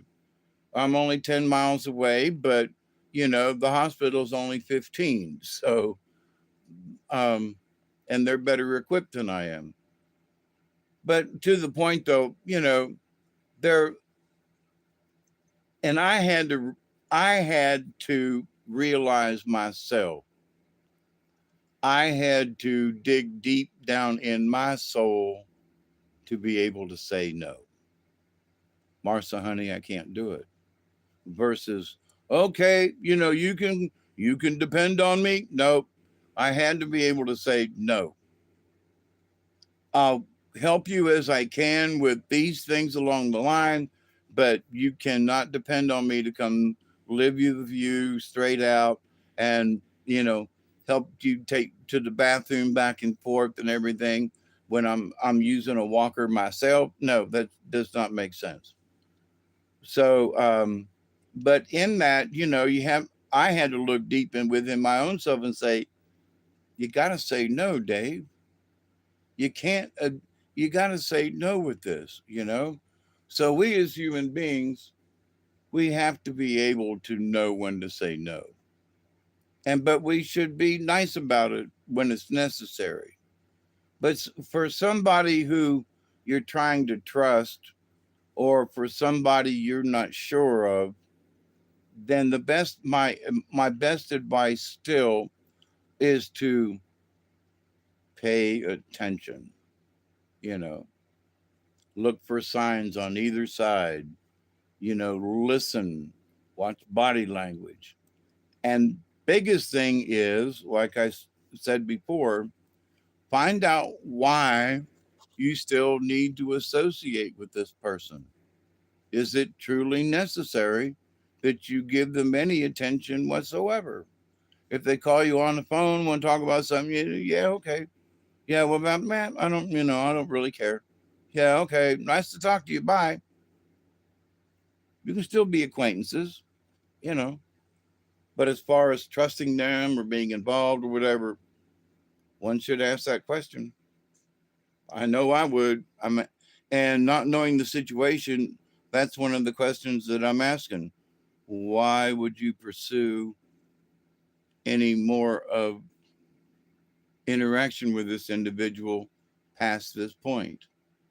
What makes it necessary for you to, continue a relationship of any kind? You know, you can still be nice and casual without, talking about, you know, um,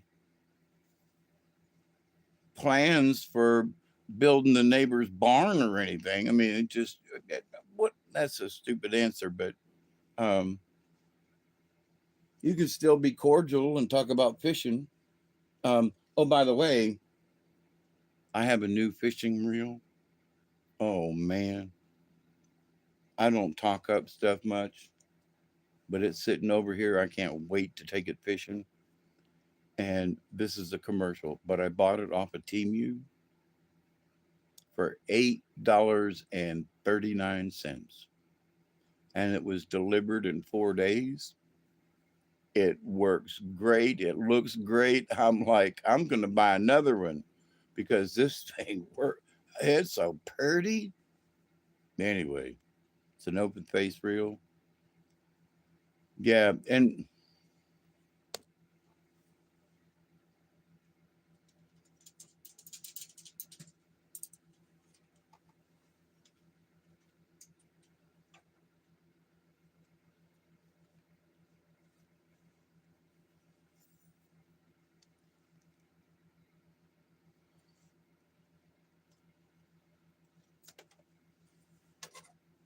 It's an open faced reel here thingy. And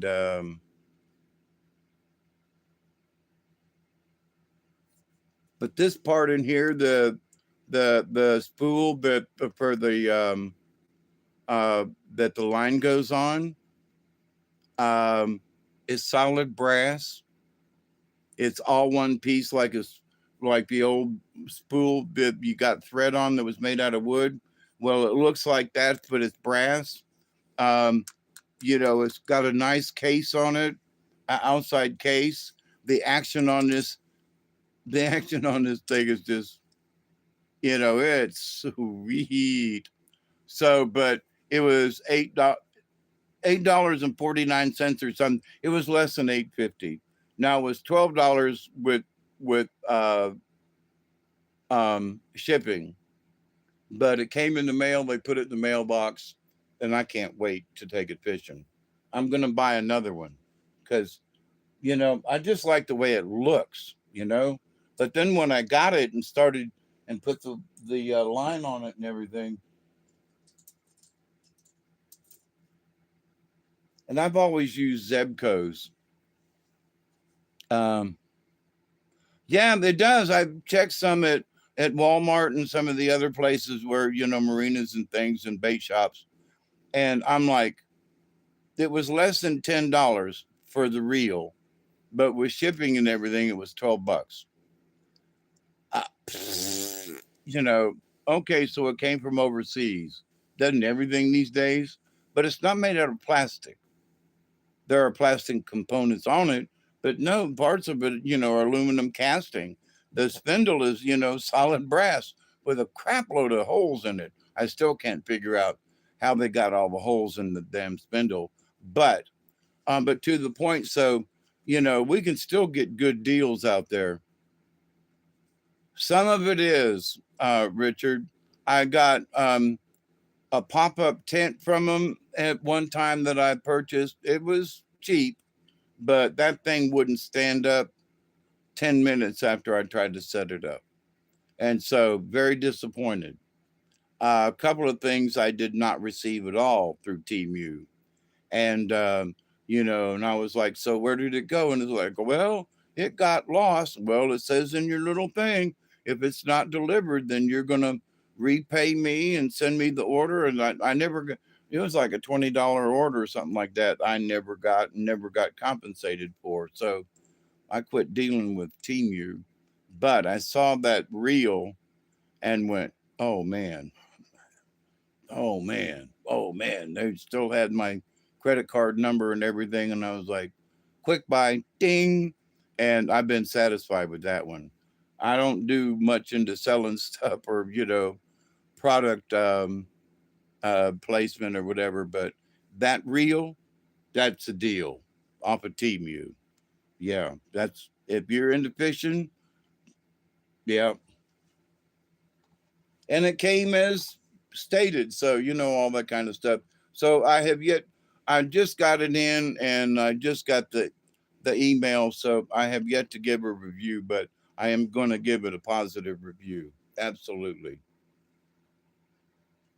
And it makes me want to go fishing even more. So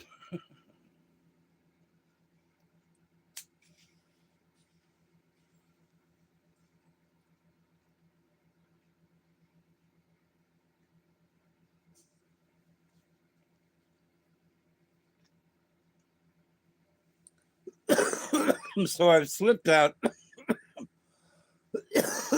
from the original conversation, but I will swing back around.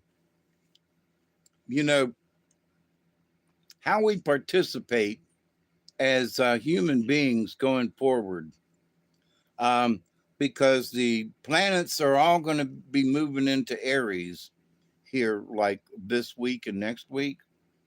It's the first time it's happened in thousands of years. Now, I'm not a person who is a junkie of astrology, okay? But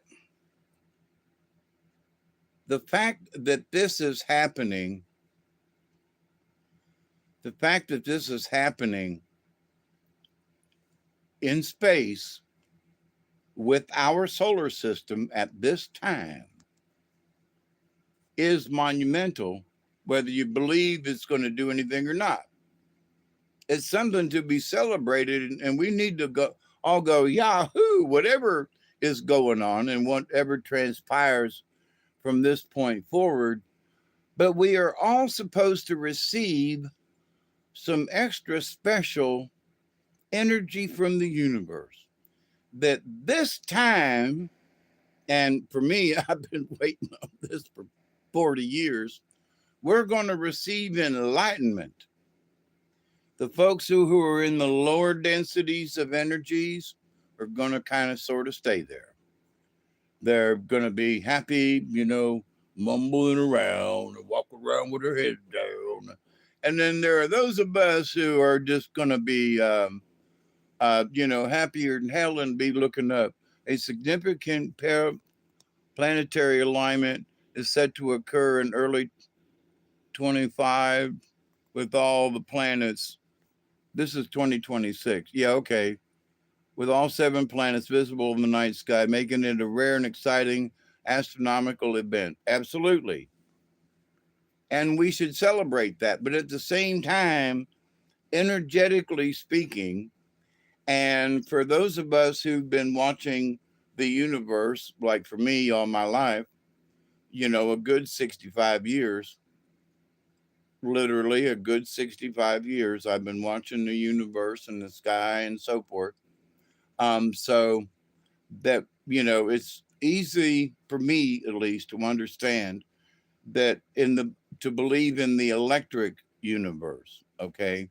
After watching lightning and listening to the thunder, I was going to say watching lightning and thunder, but you can't watch thunder much. But anyway, but so, watching electrical storms and knowing that through the study that, that all of the planets are connected magnetically and electrically and cosmically and quantum entanglemently. And, and so it's like, so all of them to be lining up into Aries and out of Pisces, which is a big deal. The fishes up and down, we're out of that, okay? Into Aries, it's light and airy. So the fact that all of them are in the same constellation at the same time, lined up at so this is a big event. So, astrologically speaking, I have listened to a couple of astrologicals, astro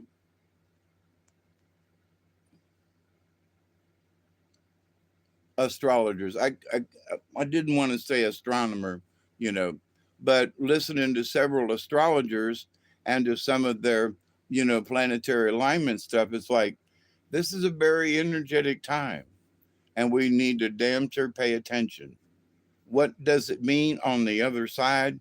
I don't know. I don't think any of us know.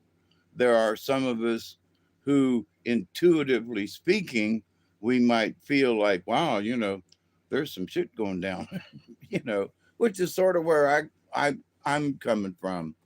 But I've said for a while that, you know, this coming this time right now, because of what Cliff High has said, what Dante has said, what other folks have said about this time right now that we're in, um, that we're here. Many people warned about this time, the 25, 27. Well, that means 26, right? They didn't mean we was going to skip 26. Mm-mm. So we're here. So when you look around at the United States, with right like today, that what SCOTUS has mandated down, that temporary means temporary, you know. Um, Also, that just because you had a child that was born in America, but you weren't American, does not mean that they are. That's temporary. Hey, Pathfinder, it is good to see you. What's that? What? Third?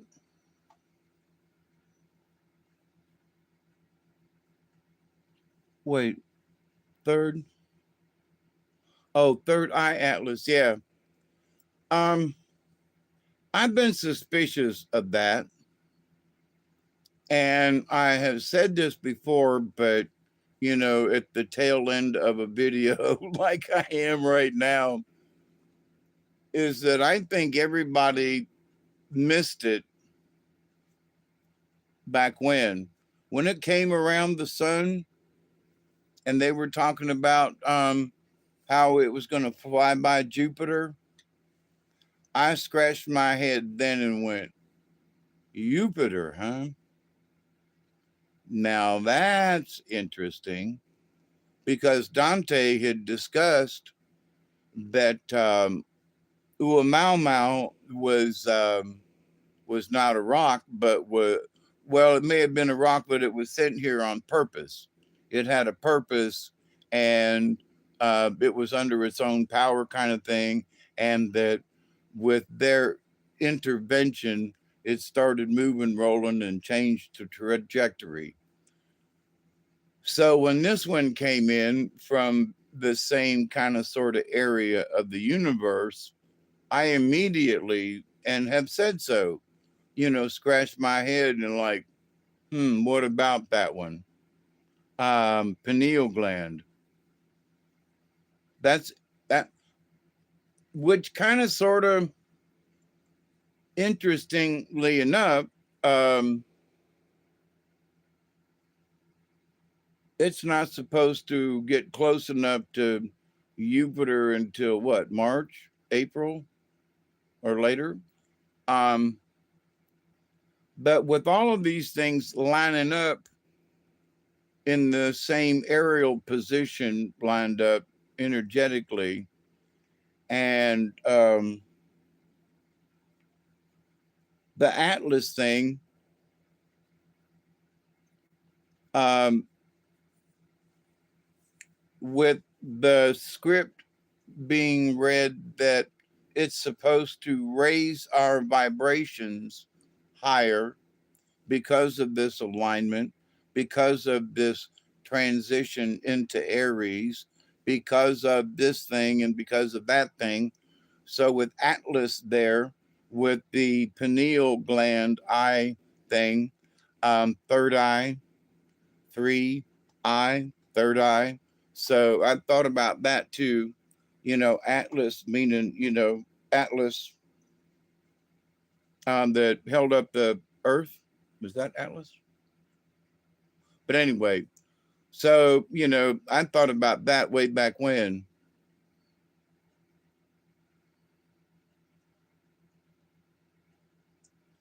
It causes a space wake. Oh, that's a good way to put it. Yeah. So anybody that's been on the water, that was, even if you paddle, um, the boat that you're in will still leave a wake. It might be tiny little ripples, but if you're going forward, that that vehicle is going to leave a wake behind it, beside it. So, yeah, that makes sense. And then there's the cosmic wake too. Wake.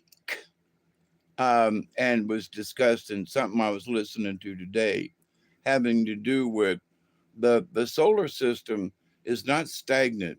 You know, our solar system is whizzing through the cosmos. It is not sitting still. As the galaxy is not sitting still, it's turning and turning, and so is our solar system within the galaxy. And so there are all of these energies from all of these different places.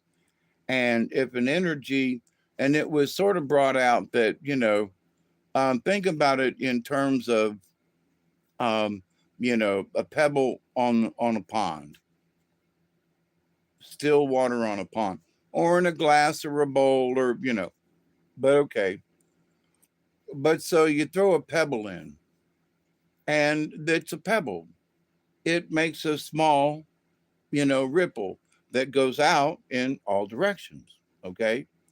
And it goes out in all directions normally equally, unless something is resisting it, like something's in the way or something's under the water that, that slows the top down. That mostly, you drop the pebble in and the energy goes out in all directions equally. All right, so in the universe, so there are pebbles being dropped, if you will, in the universe. And so, cosmically speaking, these energies get bonked out and they're going out um, um, in all the directions, at least in the directions that they're pointed. Like, the backside of the sun has an ejection. Well, it doesn't get us on this side because it's going that way.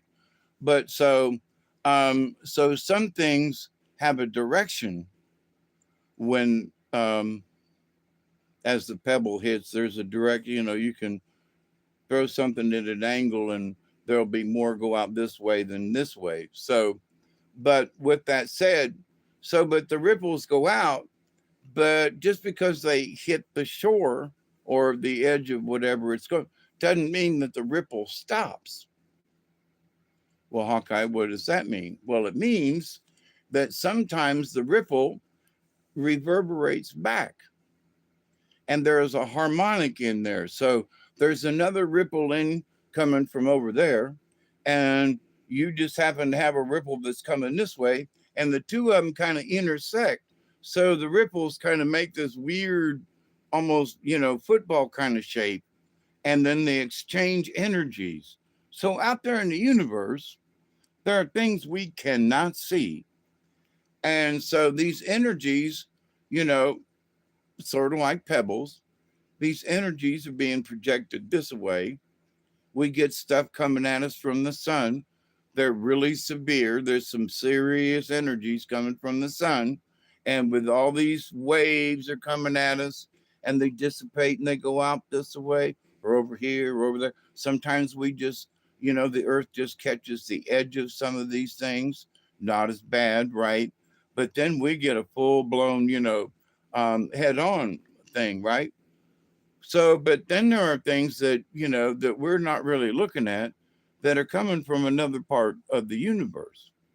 And they're coming at an angle from over here. And they intersect with the energy from the sun. Well, not only that, but then all of the planets have their own electrical energy around them, their own magnetic components and mechanism. Okay, the earth moving around and twirling and everything and staying where it's at the moment, that's a one hell of a mechanism. The fact that the moon stays with the earth is one hell of a mechanism. The fact that the earth stays with the sun, with the moon trailing along, is one hell of a mechanism. So the fact that our solar system functions at all is one hell of a mechanism, right? We should not discount it. But there are things that get thrown into our mechanism from outside that the mechanisms cause and effect, yep, cause and effect, absolutely.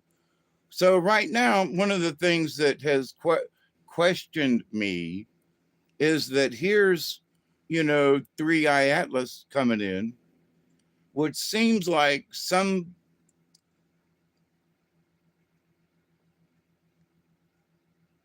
okay, I'm just going to head and say it the way it was going to come out. It seems like somebody's throwing a rock into our machine. Yeah, I said somebody. Because where else or why else would this be coming in if it was projected with its trajectory? So the fact that it's going to get so close to Jupiter, in my humble opinion, swings me right back to Oumuamua. And it makes me wonder, it actually makes me go back to the comet that broke up that hit Jupiter. All right. Smith, whatever, Levy comet that broke up and went into Jupiter. And Dante pointed out years ago that that, wasn't a comet that broke up. Those were, planned um, weapons of mass destruction. Okay. WMDs. Okay. So I question whether or not this, Atlas thing is one of those, you know. Um, all I can do is speculate, but my gut feeling and intuitiveness says that it's more than just a rock.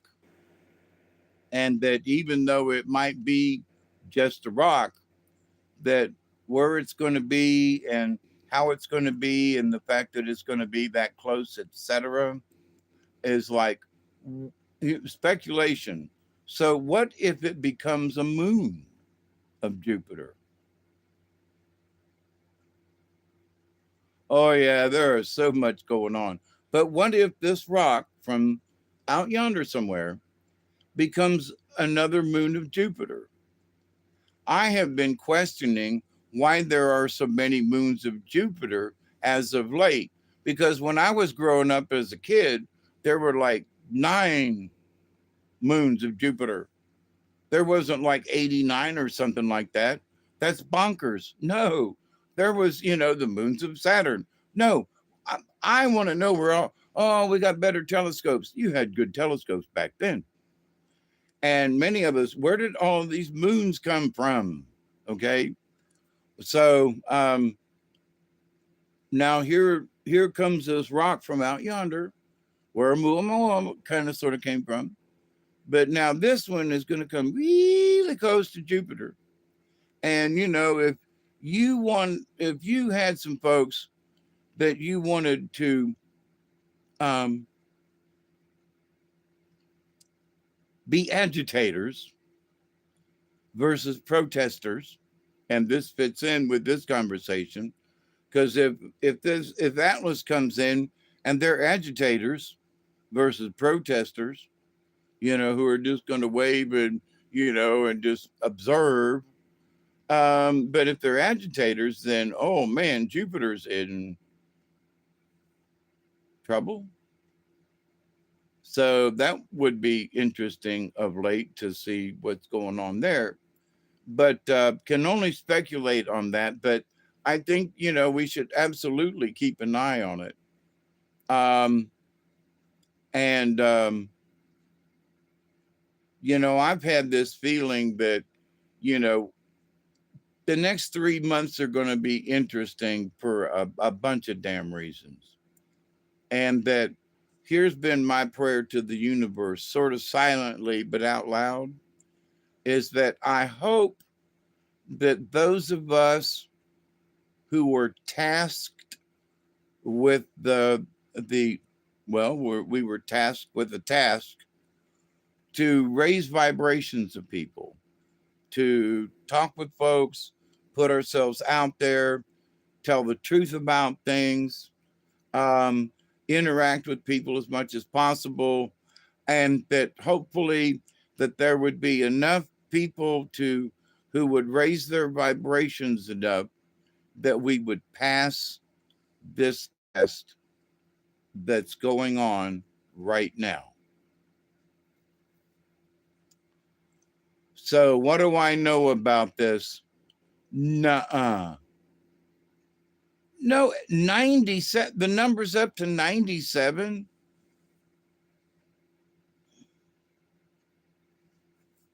Is it only me? Oh, Richard, you're as old as I am. How many moons were there around Jupiter when you was showing up growing up? When you was in, kindergarten and stuff.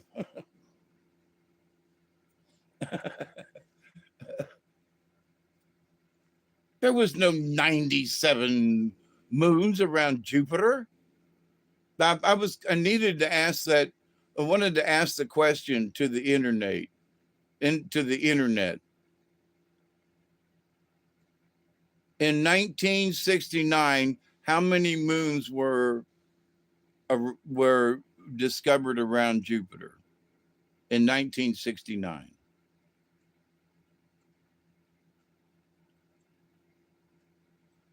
See, Richard, that's BS. I believe you, but that's so. But in 1969, how many?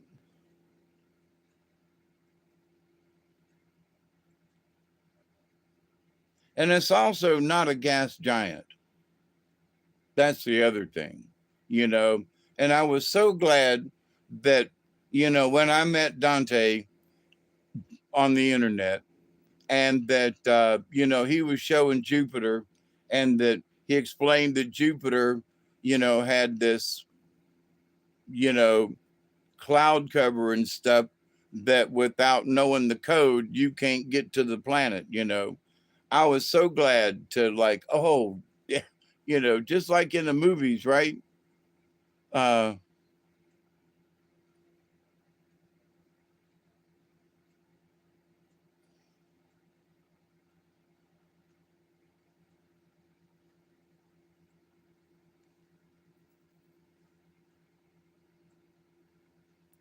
of meteor-sized moonlets. Wait, what? Moonlets thought to be shed from the inner moons. I was surprised about Saturn as well, because I remember Saturn had, I think, a couple more than Jupiter did.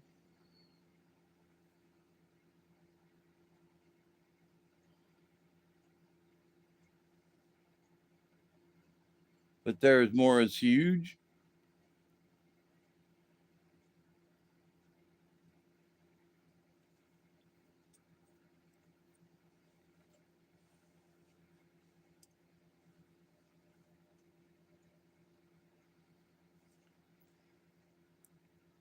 Yeah, see, back in the day, I remember like 11 around Jupiter. There were the three or four major ones, and then there were minors, and there was like 11, right? And around Jupiter, there was like maybe 15. But now, in the current situation, I feel like I have jumped a timeline, that I am in an alternate universe, because there's no way Jupiter had that many. Jupiter didn't have more than 15 moons when I was growing up. I wish, to me, this is one of those Mandela effects.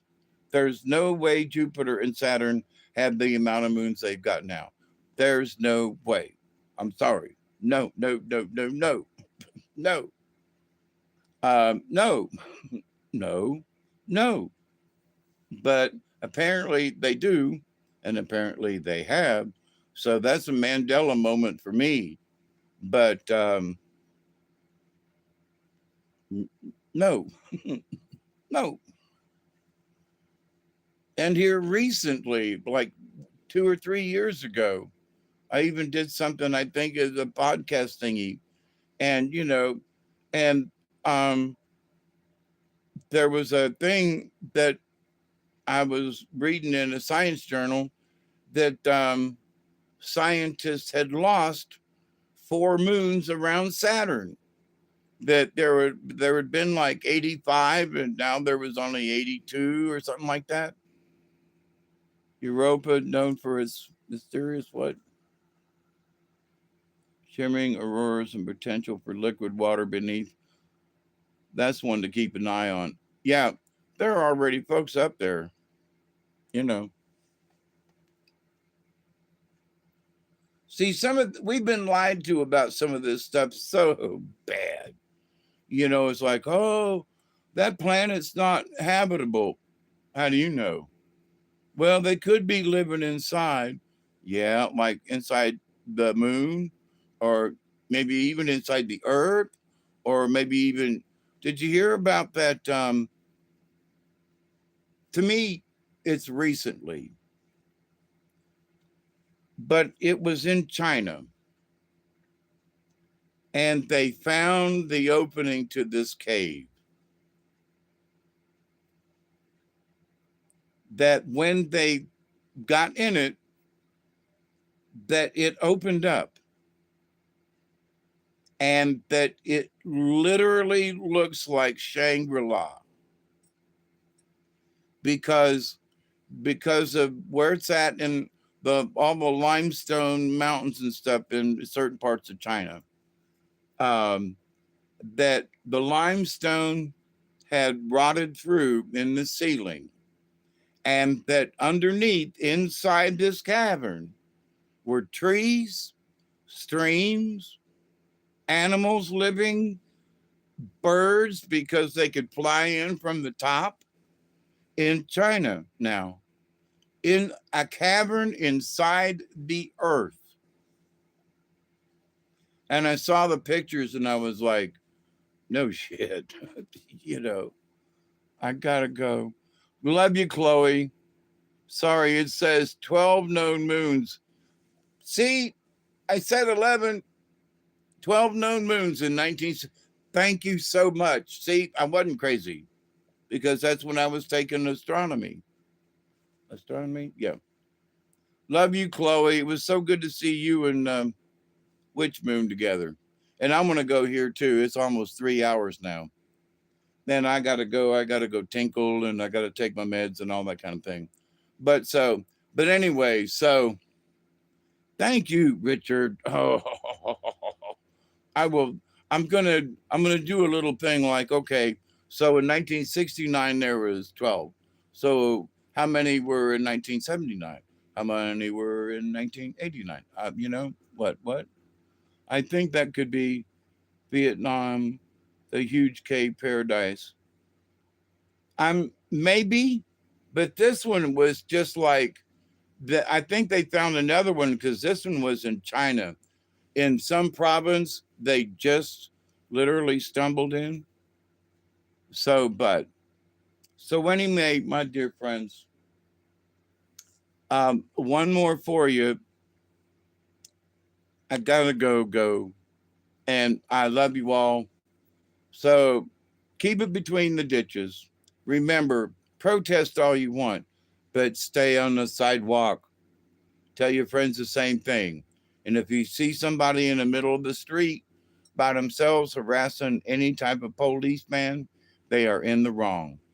Plain and simple. Get on the sidewalk. Hold your sign, holler all you want to. But as soon as you start spitting and screaming and throwing ice balls, you are in the wrong. Sorry, that's the law. Stay on the sidewalk. So I love you all. I continue to pray that each and every day, that each and every one of you will continue to learn how to accept and receive the knowledge, the healing, the wisdom, and the blessings from the universe. And I'm hoping that these energies that are lining up here next week, that we are literally, we get, catapulted into another reality or at least a higher level, whatever it is. I hope they're right this time. I love you, my dear friends. Please be safe, and I'll be back soon as I can. All right. I love you till next time. Bye. Adios.